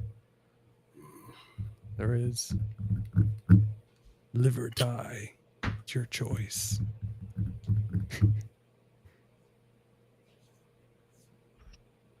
Man, dude, that's a really hard one to ask to answer. Well, you know what? We're gonna play Russian roulette here. We're gonna go with Steven. We're gonna come back. We're gonna give you some time to think about it. Oh, the pig mask scene for sure. The especially when he's kidnapping the daughter. I don't know why that. I mean, it's been almost 2 decades, and that still freaks me out for some reason. What about you, Jordan? The most shocking scene? Yeah, the one that really got you, like maybe even made you jump, flinch. Like it really got you. Oh, it's the whole scene with Adam in the apartment with the flash with the camera. And by the way, I just Oh, looked that it is up. creepy. Zipper Catch a Skin is an album by Alice Cooper. That's what it is. Oh man, Dude, I love me Alice Cooper, man. He's freaking awesome. I gotta check that out now. Zipper Catch a Skin. Oh, Please, no more zipper talk. yeah. Getting flashbacks. leave the peens alone. Yeah, just a mangled mess. It's like, He didn't help the situation with that. I'll never forget. Was it something about Mary? Ooh, terrible. dude, A man's worst fear. it really is, man. Like I swear, like that's just to me is absolute nightmare. I think that if they made a Saw movie and that was one of the traps where it's like I'd die. if you move, you get caught in the zipper or something. Like, oh man, Or I'll like take my was leg that off. movie Teeth, where the girl's got the teeth Dude, in her hoo-ha and the yeah. Oh, God. I still haven't seen that movie. So No, oh, so good, man. You got to Dude, check it out. it sounds like it. Yeah, it's good. It's a good time. It's called. Yes. She was diagnosed with what was it, vagina dentata or something? Something like that. That's what they called it in the movie. Like, some I don't know. Every time someone talks about the movie, I think of it was a Shudder movie or an anthology, and it was the boy covered in teeth. Oh, that's from Channel Zero. That's the one you're thinking about. Yep. Channel Zero. And there's that scene where he slowly eats the person's finger or hand. Dude, that's such a good show. I I haven't love seen that. That scene of the teeth boy, to this Yeah. day, that's probably the worst thing I've ever seen. Yeah. No, hands down, man. That's creepy as hell. Now, Jonathan, you're not escaping this trap. Which one's the scariest? Which one's the most shocking moment for you? There's a lot of just surprises and stuff. It was hard to for anything to really be shocking, any other than just the part where Jigsaw gets off the floor and he's not actually a dead body. That's like the most shocking part of it all for me. Everything else was just like tough, suspenseful, hard, brutal. Yeah. Less so than shocking. I know for me the one that made me jump was for sure what Jordan was talking about in the in his Adam's apartment, where that pig mask thing just jumps at you. I had to put that right in the beginning of the trailer because when he's doing that with the flashes, it freaked me out, man. It's like the movie Shudder. I don't know if you guys seen that horror movie where the dude from the Mighty Ducks is in it. And I know, and this is the American remake, but he's like in Japan or something, and I was there's a gonna scene. say, yeah. He's like taking pictures in the flashes and stuff, and eventually he sees like the ghost of the girl, or whatever. But Yeah. it This is reminded me of that one. The original right here. Isn't there like a horror video game like that? Oh, you're thinking of Stay Alive? You're probably thinking of that one, which is like Oh no, there's like wait, hold on. there's a thing where you have a camera and you take pictures and stuff, and it's like Oh, there's ghosts Fatal in it. Frame. Ah, there That's you the Fatal one. Frame. That's what it Okay, I was. thought you were talking about oh shoot, what's that game? Red Barrel Picture or Productions did it. Damn it. If anybody knows in the comments, let us I'm looking know. it up right now. I got it. Outlast. That's what I was. Outlast, yeah, that's a good. That one's creepy as hell. That's what that reminded me of. That scene in the freaking apartment, like something like that. Mm-hmm. But now, guys, we're gonna pick only one, right? Adam or Dr. Gordon? Who did you root for more? Oh, Gordon. Absolutely. Gordon. Gordon all day, man. Yeah. After you find out that Adam's been a little shitbag sneaking around taking pictures of him, even though Gordon's on some butthole shit of his own. Yeah, Gordon all day, man. Adam can suck it. That's right. Screw you, Adam, if you're listening. Oh wait, you didn't make it. Damn. What about you, Steven? Probably Dr. Gordon. I mean, There he you at go. least. I don't know if any of the characters that we're following. I mean, who's like the least scummy, but I mean, at least he had like a compelling situation with his family and Yeah. kind of kept you at least engaged. You cared about him a little bit more. Adam's like, you freaking scuzzy bastard. Yeah, he kind of sucks. Yeah. Now, better villain, Jigsaw or Amanda? Jigsaw. Oh, Jigsaw. Jigsaw. Man. Yeah, Jigsaw. Like I think Amanda, out of any of the characters that get thrown into the mix, she's definitely the most interesting one because she's like essentially like the protege until you had like 50 other ones. She's a good Igor. Yeah. Based That's a on good what? Her support. appearance? No, no, I'm just kind of the mindless little minion. Yeah. Oh my gosh. Damn. Well- give her some credit, man. No, Or Amanda. It's Igor. like almost got her face ripped off. Now, the bathroom twist ending, and this is gonna be a tough one. One of the best like twisted endings ever. Out of your, let's say, top 5 twisted endings ever, would this make it on there?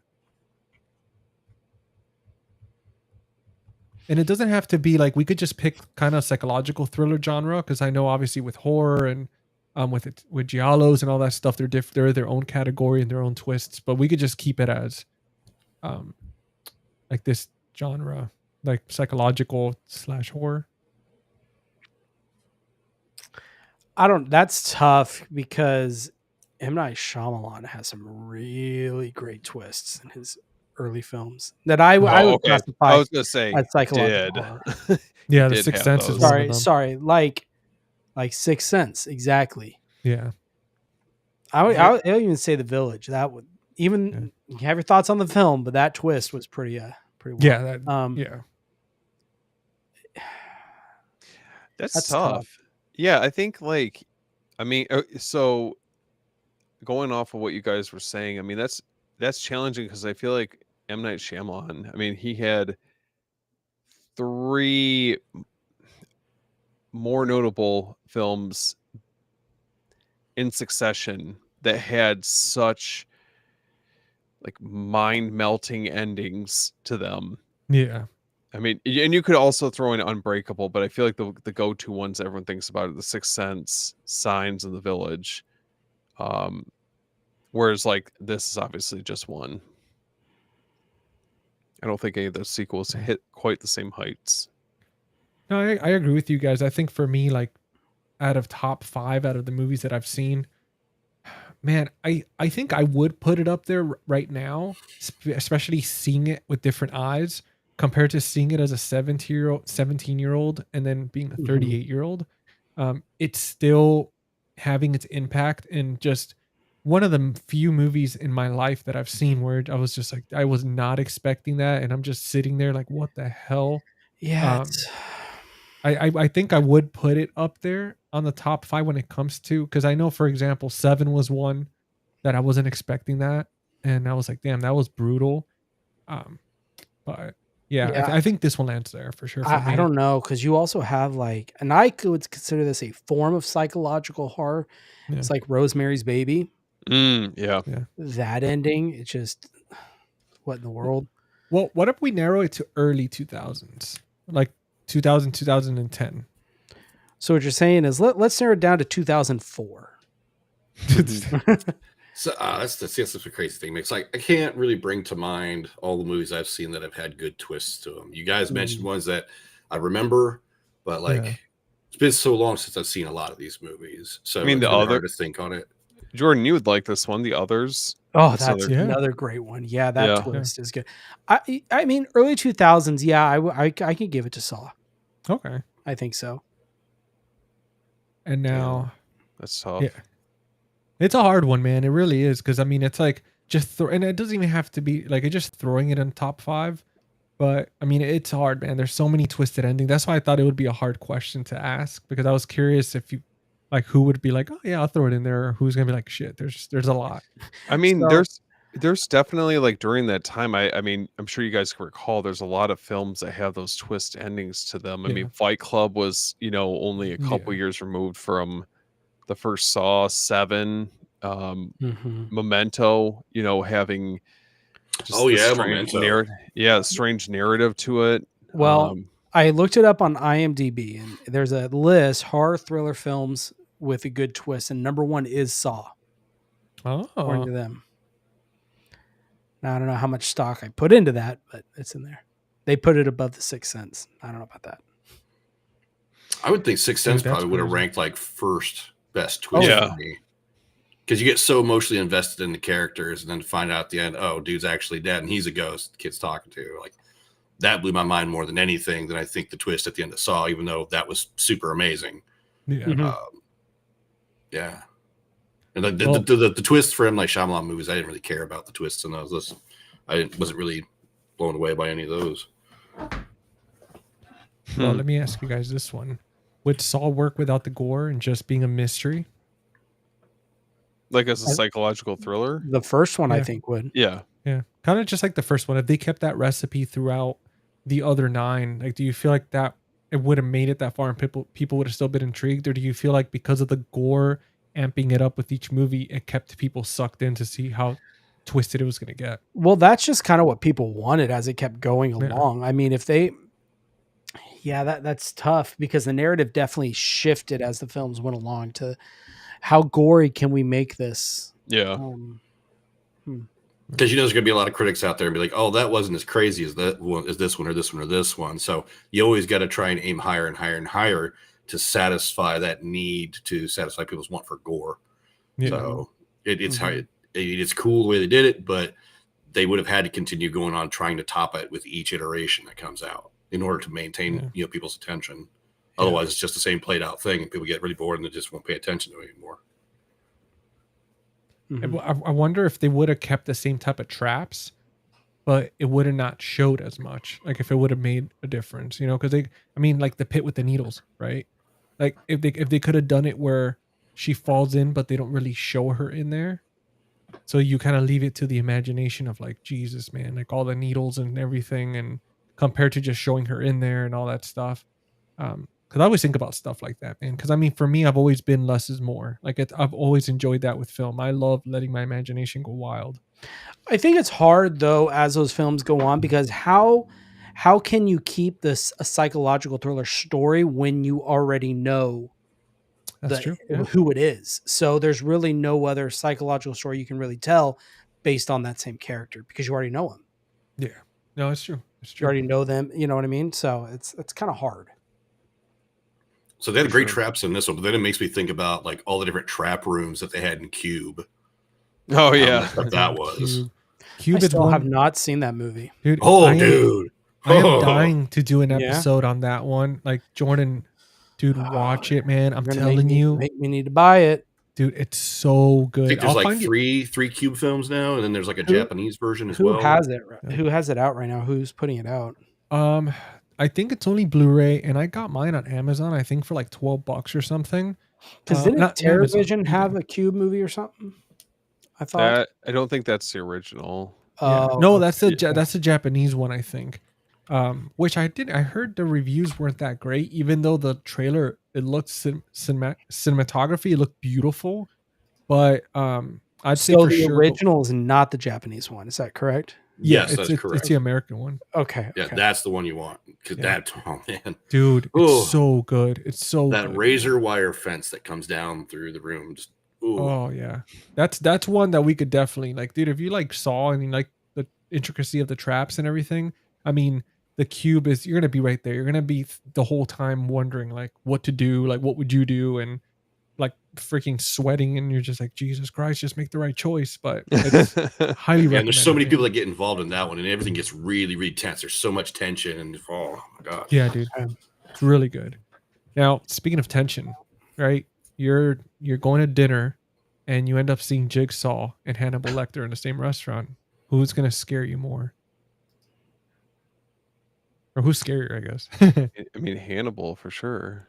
Really? You think so? Like knowing Jigsaw and all that? Like you Yeah, walking in? man. I don't want to become dinner. Hannibal Yeah, Lecter is like creepy intelligent, whereas Saw is That's just true. smart engineering. Hannibal Lecter creepy. can look at you and know your life story. Like, Yeah. He reads you. He can break you down Yeah. just by looking at you and just the condition of you, whatever on you. And And what's also Jigsaw's scary- sick too, right? I mean, yeah, know. you just gotta just wait it out. That's true. Wait him for a little bit, you're good. But yeah. with Hannibal Lecter, he can manipulate you too, and I think that's scary. Hello, Jordan. Oh my god. I can literally hear that all the way over here. He's over on dinner at With dinner. some Chianti and fava beans. You took the words out of my mouth. With some liver. Put some brain in it. Joel Ocampo. Joel, so from Oregon, hello, buddy. going He's on? asking Joel? us if we ordered the Joel. Oh, sorry, because I know somebody called Joel, so that's why. Joel Ocampo.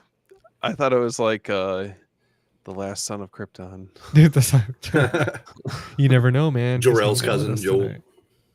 But he's asking if the imprint Halloween, if we ordered it. So I know I didn't order it, but if you're interested, the movie room has it 10% off. Movie Den 10 for save $40. And I think that they should still have them. Yeah. Let's see. There are currently 26 left in stock. So Hot damn, get you one.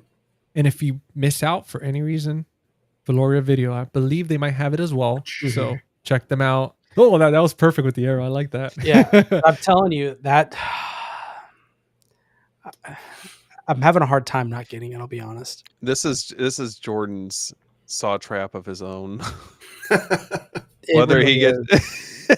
Dude. To Make the spend or right not to choice, man. spend. I swear. Well, speaking of spending, we got Poppin' Fresh here. What's up, buddy? First of all, Poppin' And fresh. what's up, buddy? dude, He's back. thank you for the super chat.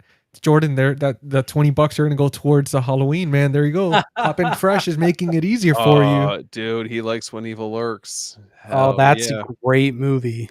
And he you've never finally seen Saw. he finally saw As Above, So Below. Dude, yes.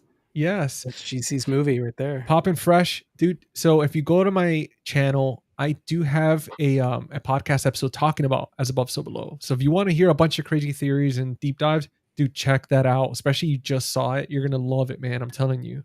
But Evil Lurks, masterpiece. Haven't seen Love Saw. that Dude, movie. Saw, check it out, man. I'm glad that if you just Mm-hmm. tuned in just now, I'm glad that you came in where you just came in because dude, you have to check it out. We spoiled it throughout the episode. So glad you came in right here because man, I do wish you were here earlier because I gave away the digital code for it. Oh, Damn, that's he true. missed out. Well, You could've had rewind for it free. and it might still be available. I don't know, but well, Jordan, put it up again I'm just in thinking- case. Thinking Anthony took it because he commented on their pause, so I'm assuming he took it. We'll see. Yeah. And if you actually, you know, I'll what, ask him man? later and be like, dude, Here, take it. just in case. Yeah, hold on. Let me pop that up there for Poppin' Fresh. Just in case.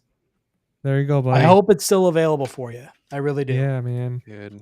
Poppin' Fresh is gonna be so happy if that And- works. And I'll, dude, and you know what? One of the reasons we were doing this episode, we were talking about that earlier. It's because the 4K Steelbook is coming out. All right.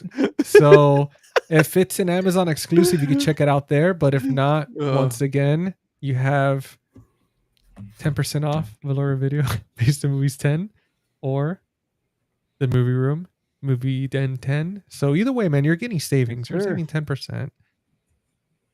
giving back to the physical media community. You know, just Hell here, yeah.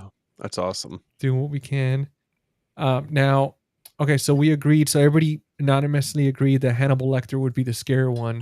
You Oh, walk yeah, into a for room sure. and Jigsaw. Okay, I'll beat up a sick Yeah. old man. Leave me alone. Don't put me in no traps. but that's the thing. That's so for me. I feel like Jigsaw to me would creep me out more because I feel like anything I touch is a booby trap. Just take away his oxygen tank. That's all you need to do. Just Just kick, Oh, just poor kick the guy. tank off. just cut the cord. Oh God, you just kick him, push him off the wheelchair. You're like, screw you, old Get man. out of here. Yeah, Let's you talk guys about are this ruthless. Ventilator. It's cool. Ventilator. Just Just fart fart in the into his ventilator. tank. Yeah, right there you go. Dude, that's Make him hilarious. gag man. I out. love it. That's so messed up. Well, let me ask you guys this: creepiest Jigsaw line, and obviously he does have a main one we all know about. But is there any other lines in the movie that creeped you out?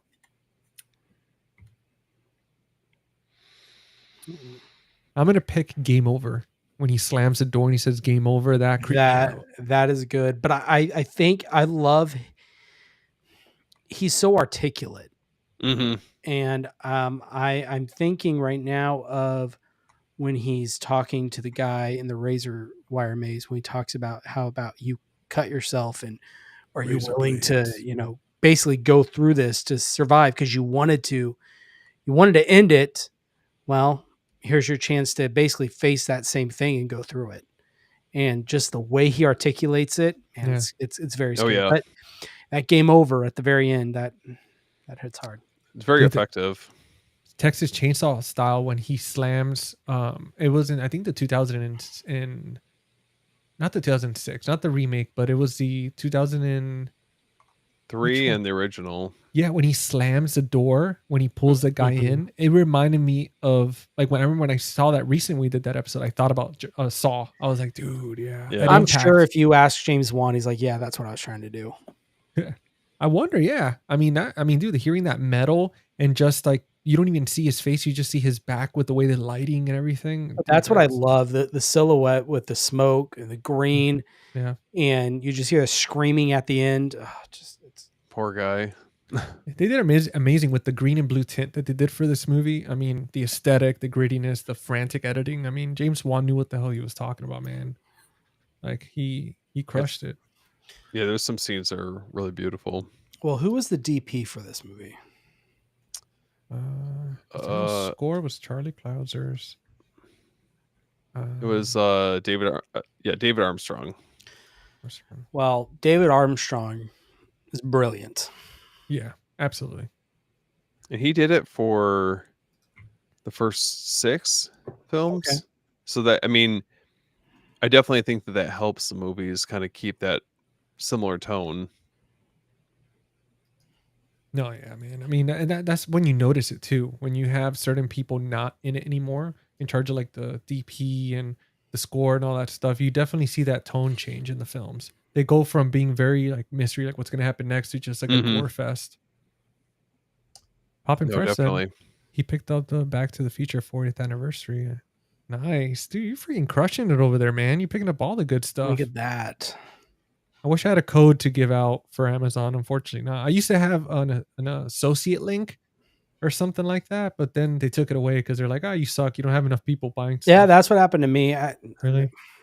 It sucks, man. They're like, it's like, come on, man. I'm helping you guys. Like, how am I costing you money? Yeah.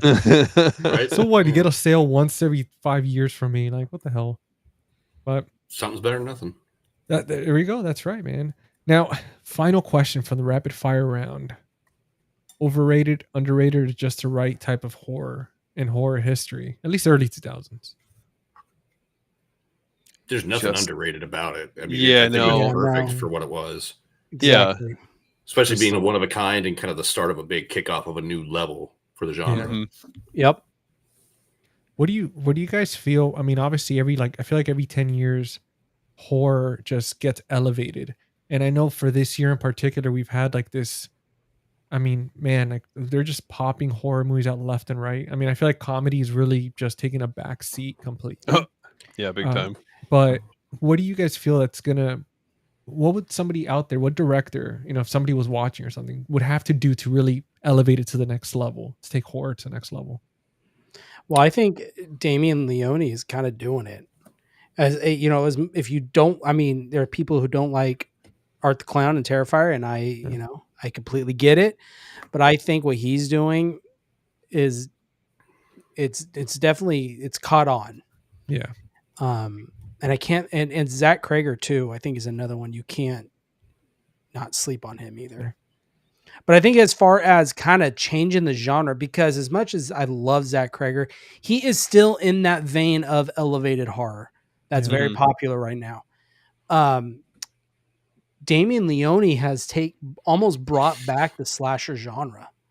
The grindhouse feel. Yeah, film, it's too. kind of dirtiness bringing of that it. back. Bring out some And good you're- dirty grindhouse films. I'm for And you're that. getting that again with like In a Violent Nature, Oh, so good. stuff like Yeah. that. So I think if I were to look into my crystal ball, I would see that that's probably where we're going to start seeing the next is going to be more of the slasher and the grindhousey type stuff. I could be completely wrong, but Yeah. I don't know. Elevated horror is still going really strong right now, especially in like more of the Academy type stuff are really liking it for some reason right now. Yeah. I think no, they just need to start branching out into new ideas of like different categories of topics to explore for horror. Because like you had like with body horror with The Substance, Mhm. that kind of set a whole new standard there, that was phenomenal For film. sure. That's a good And now point. you've got what's upcoming with what Marlon Wayans, what's the sports kind of Him. horror. Yeah, him. Mhm. They're taking different avenues with it that you wouldn't traditionally see with that kind of genre, and I think it's very innovative that they're diving into these different kind of aspects of culture and making something awesome and new for horror out of it. I would like to see more of that. And Can I it takes a while, but it comes Can around I just eventually. say, yeah, that I'm personally, I think the whole idea of trauma horror is kind of ran its course. Yeah. Every single movie that seems to be coming out is about trauma, Yeah. and it's almost to where you are feeling bad for the villain because of some trauma they've got going on. I want to go back to where we've got a villain that is a villain for villain's sake, and we just don't like him. I don't want to feel sorry for a villain. I want that villain to eat shit and die. There you go. Bone Collector style, like movies like that, where it's just there's a bad guy, there's no reason behind his madness. He's just messed up in the head, and he's coming after us. And like this one's actually good. Oh, dude, The that's Rental. what it was. That's I'm a not good familiar one. with that one. That Neither am one's- I. I haven't seen it. We'll If put that I'm on the not list. Yeah, that one I saw, and no pun intended, but so damn good. Like I remember seeing The Rental, and I really enjoyed it. Let me make sure. Well, Rent- Dan Stevens is in it. I really like him. So Yeah, he's solid. Yeah, I remember seeing this one. This one was freaking awesome, man. It's so creepy too because it's like Dave Franco did this. yeah, Interesting. Okay. Okay. it's cool, man, to see him kind of coming into his own. Especially, you wouldn't expect him going into the horror genre. I know I didn't. Like, I did not expect that turn for him to be directing these movies. There Dave seems Franco? to be Yeah. a connection between comedy and horror, and like you've got with Jordan Peele, and now with Dave Franco. You can even argue. We just talked about him. Why can't I think of his name? That John, you had said you wanted to do a series on him, comedic. actor. Oh, Danny Danny McBride. McBride. You know what I mean? So there seems to be some type of connection there that I'd like to explore sometime. No, absolutely, man. I mean, it's. I don't even know where to begin with that. Don't get me Wherever you want. worked up. No, it's. I mean, I think too that comedy and horror go hand in hand, just because. I mean, I'm like sometimes you have the dark comedy, right, and then you have. Like, I don't know. I feel like they balance themselves out pretty together. To me, like, I felt like Dave Franco was one of those actors that I was seeing him a lot. He did the movie Nerve. I think that's one of them that he did. And just seeing the stuff that he was doing, I did not expect that such a harsh transition. Because one thing is starring in a horror movie, but then like actually directing it, like Together, for example, like, so you see him doing stuff. It's like seeing not Dave Franco. Well, what the hell's the other brother's name? James Franco. James James Franco. Franco. Like imagine James Franco out of nowhere decides to freaking like do like a Conjuring movie or something, and you're like, when the hell did this come from? You were doing like stoner movies, and all of a sudden you're like doing the Conjuring. Like, how does that happen? Yeah, I think that kind of going back to what Jonathan was saying, I would like to see more of like an emphasis on body horror coming Yeah. back. You know, and I wonder, you know, you guys were talking about Damien Leone earlier. I wonder what his career post Terrifier is going to be like, or what projects he takes on, because Mhm. I'm at this point, like, I love the Terrifier movies, but I'm kind of excited to see what he does after that. Yeah. You Yeah. know, it's gotten and don't get me wrong, like I'm always welcoming for the fact we get a fourth one, but it's kind of like, okay, how much more story do we have to tell from Yeah. this? No, yeah, it's true, Yeah. man. I mean, it like I don't want him to end up being one of those directors where it's like that's it, that's all he contributed. I mean, with Zach Eggers, like you had Barbarian, and then he does Weapons, and one thing that he has going for him, which is like besides the storytelling and everything, is just the cinematography. I mean, the way he moves the camera, the creativity. I mean, and forever, whoever hasn't seen Weapons, not to, I don't think it's a spoiler or anything. But there's certain scene with kids and stuff, and obviously them running around and whatnot. But the way the camera moves with them, it's just, man, like I've like some like his two movies, man. He does some stuff that I've never seen before, and it's just incredible. And him doing Resident Evil, branching out to that. So I can only imagine what Leone's going to do next after Terrifier. I mean, to start off with something so hardcore, like the Terrifier movies, like, well, how do you top that? You know, I He's mean, gonna- that was his opus. You know, He's gonna do like a family friendly movie. imagine God. just That goes. would- You're gonna give Steven. That's Steven's No. death trap right there. It's like, no, Please, no. You take know the what? foot. Hey, well, Bob Clark did it. Yeah, that's fair. But I know that Damien Leone has talked about doing a Friday the 13th movie down the line. Now, I don't know if they would ever give him the keys to do that or in what capacity, but I think the idea of that has always been very interesting to me. Well, imagine it ends up being like a Rob Zombie Halloween type movie. It ends up being like super gory and violent. Oh, it definitely would be. Yeah, absolutely. I would like to see Splitting some people. amazing horror comedy. That because if I can get some blood, guts, gore, and some laughs, Oh yeah. that would make me really happy. Dude, hell And- yeah, man. And then when you talk about Terrifier, it makes me think of this one channel on YouTube. J Daddy is a comedian, writes these amazing skits.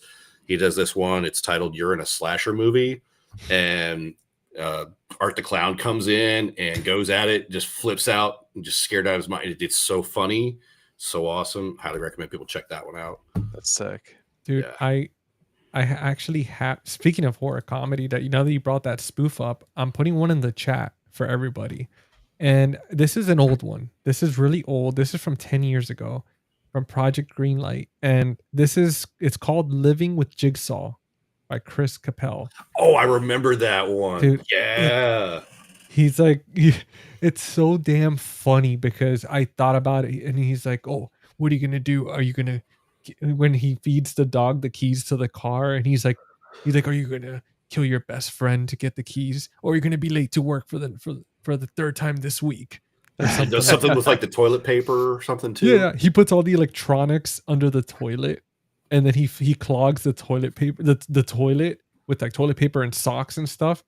And he's like, are you gonna walk across the floor covered in razor blades to save all your electronics? And it's just shaving razor blades all over the floor, but they're not even like sharp and pointing up. You could just walk past them. Dude, you guys got to check that out. I mean, if you want a good laugh, I promise you, like, this is, if you enjoy Saw, you enjoyed this episode, watch that afterwards. It's freaking hilarious. That's like 3 million views. Hell yeah. But guys, besides that, I mean, I think we hit the 2-hour mark here. Yeah, I mean, that dude, I don't even know what more is there to dive. I know there's a ton of other Saw movies, but tonight we picked only one. We picked the original. So hopefully you don't wake up in a room and this guy's just sitting there in a tricycle. Yeah, hopefully We not. punch Hopefully that not. thing in the face. Yeah. Punch him across right. the I'm room. just gonna Stomp crotch on it. kick him. Just freaking just peen kick him. Just be like, you little freaking troll. Catch him in a zipper. Oh god. That's the theme of the episode tonight. Catch That's him in the worse zipper. than a saw Like that. trap. Catch him in the zipper. I just picture Steven tonight waking up, sweating. Oh, He God. just goes, takes a sip of his liquid death, and he's like, "Oh God, that was a nightmare." Could be a sponsor of Cinema Rewind. You know, we would love if liquid. Dude, I haven't seen you drink one tonight.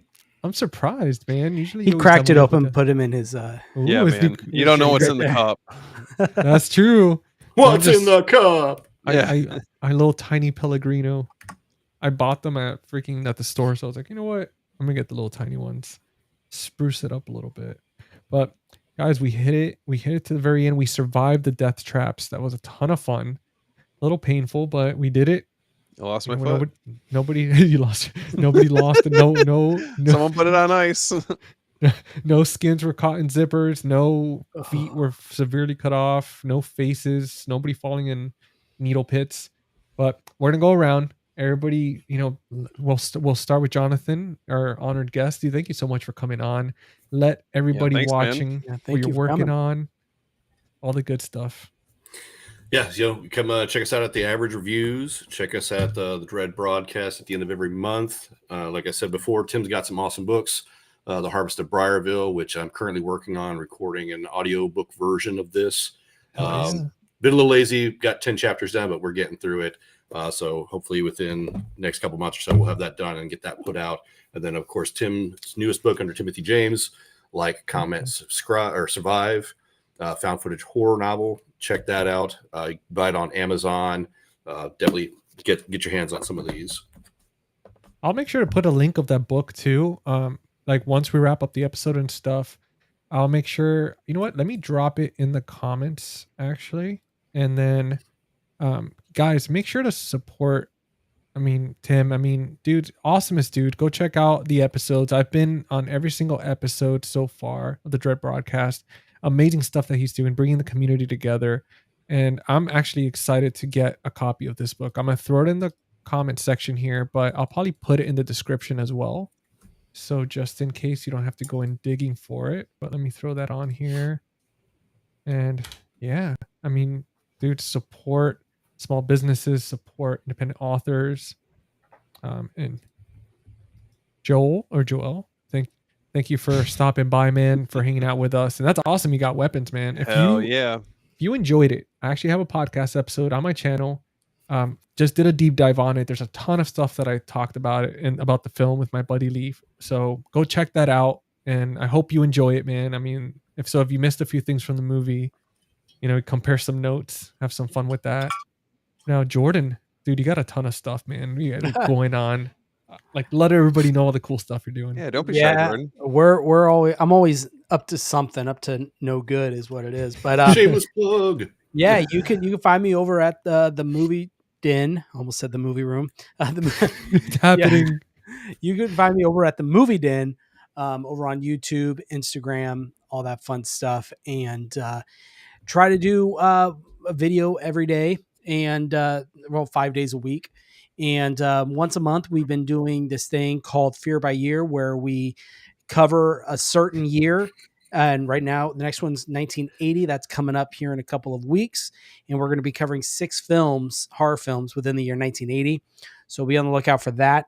And what else? I'm doing a giveaway right now, thanks to AIM Publicity. They went ahead and sent this out.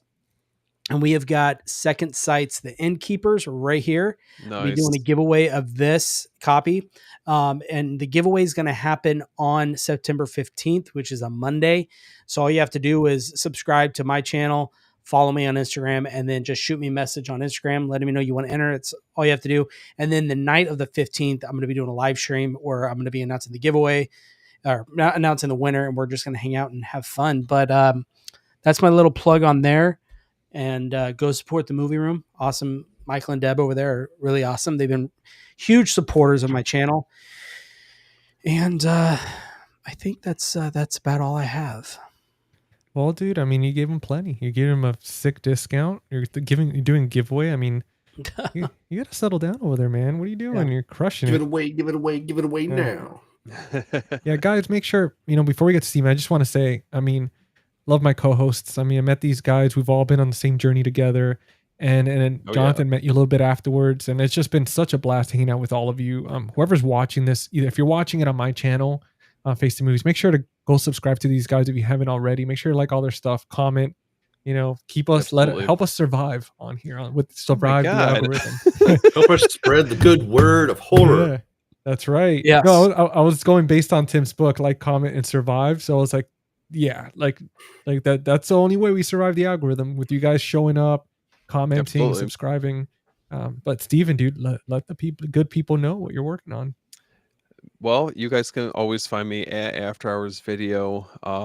And above all else, I'm a co-host on Beyond the Blood podcast. So got some exciting stuff in the works. We have a number of interviews that we have recently knocked out. So very excited about that. Also have our Texas Chainsaw Massacre franchise ranking that's going live tomorrow. And then I've got a number of the After Dark live streams that I've got in the works for the month of September. So keep an eye out for that. Oh yeah, man. Oh, you forgot one more thing, man. You got yourself a giveaway. Oh, yeah. Yes. So I'm so close to hitting this goal of 300 subs. I've got a copy of TerrorVision's Dance or Die on Blu-ray. Once I hit 300 subs, we'll be giving that away to one lucky winner to level up your movie night. So be sure to subscribe, and I'll be announcing that hopefully sooner than later.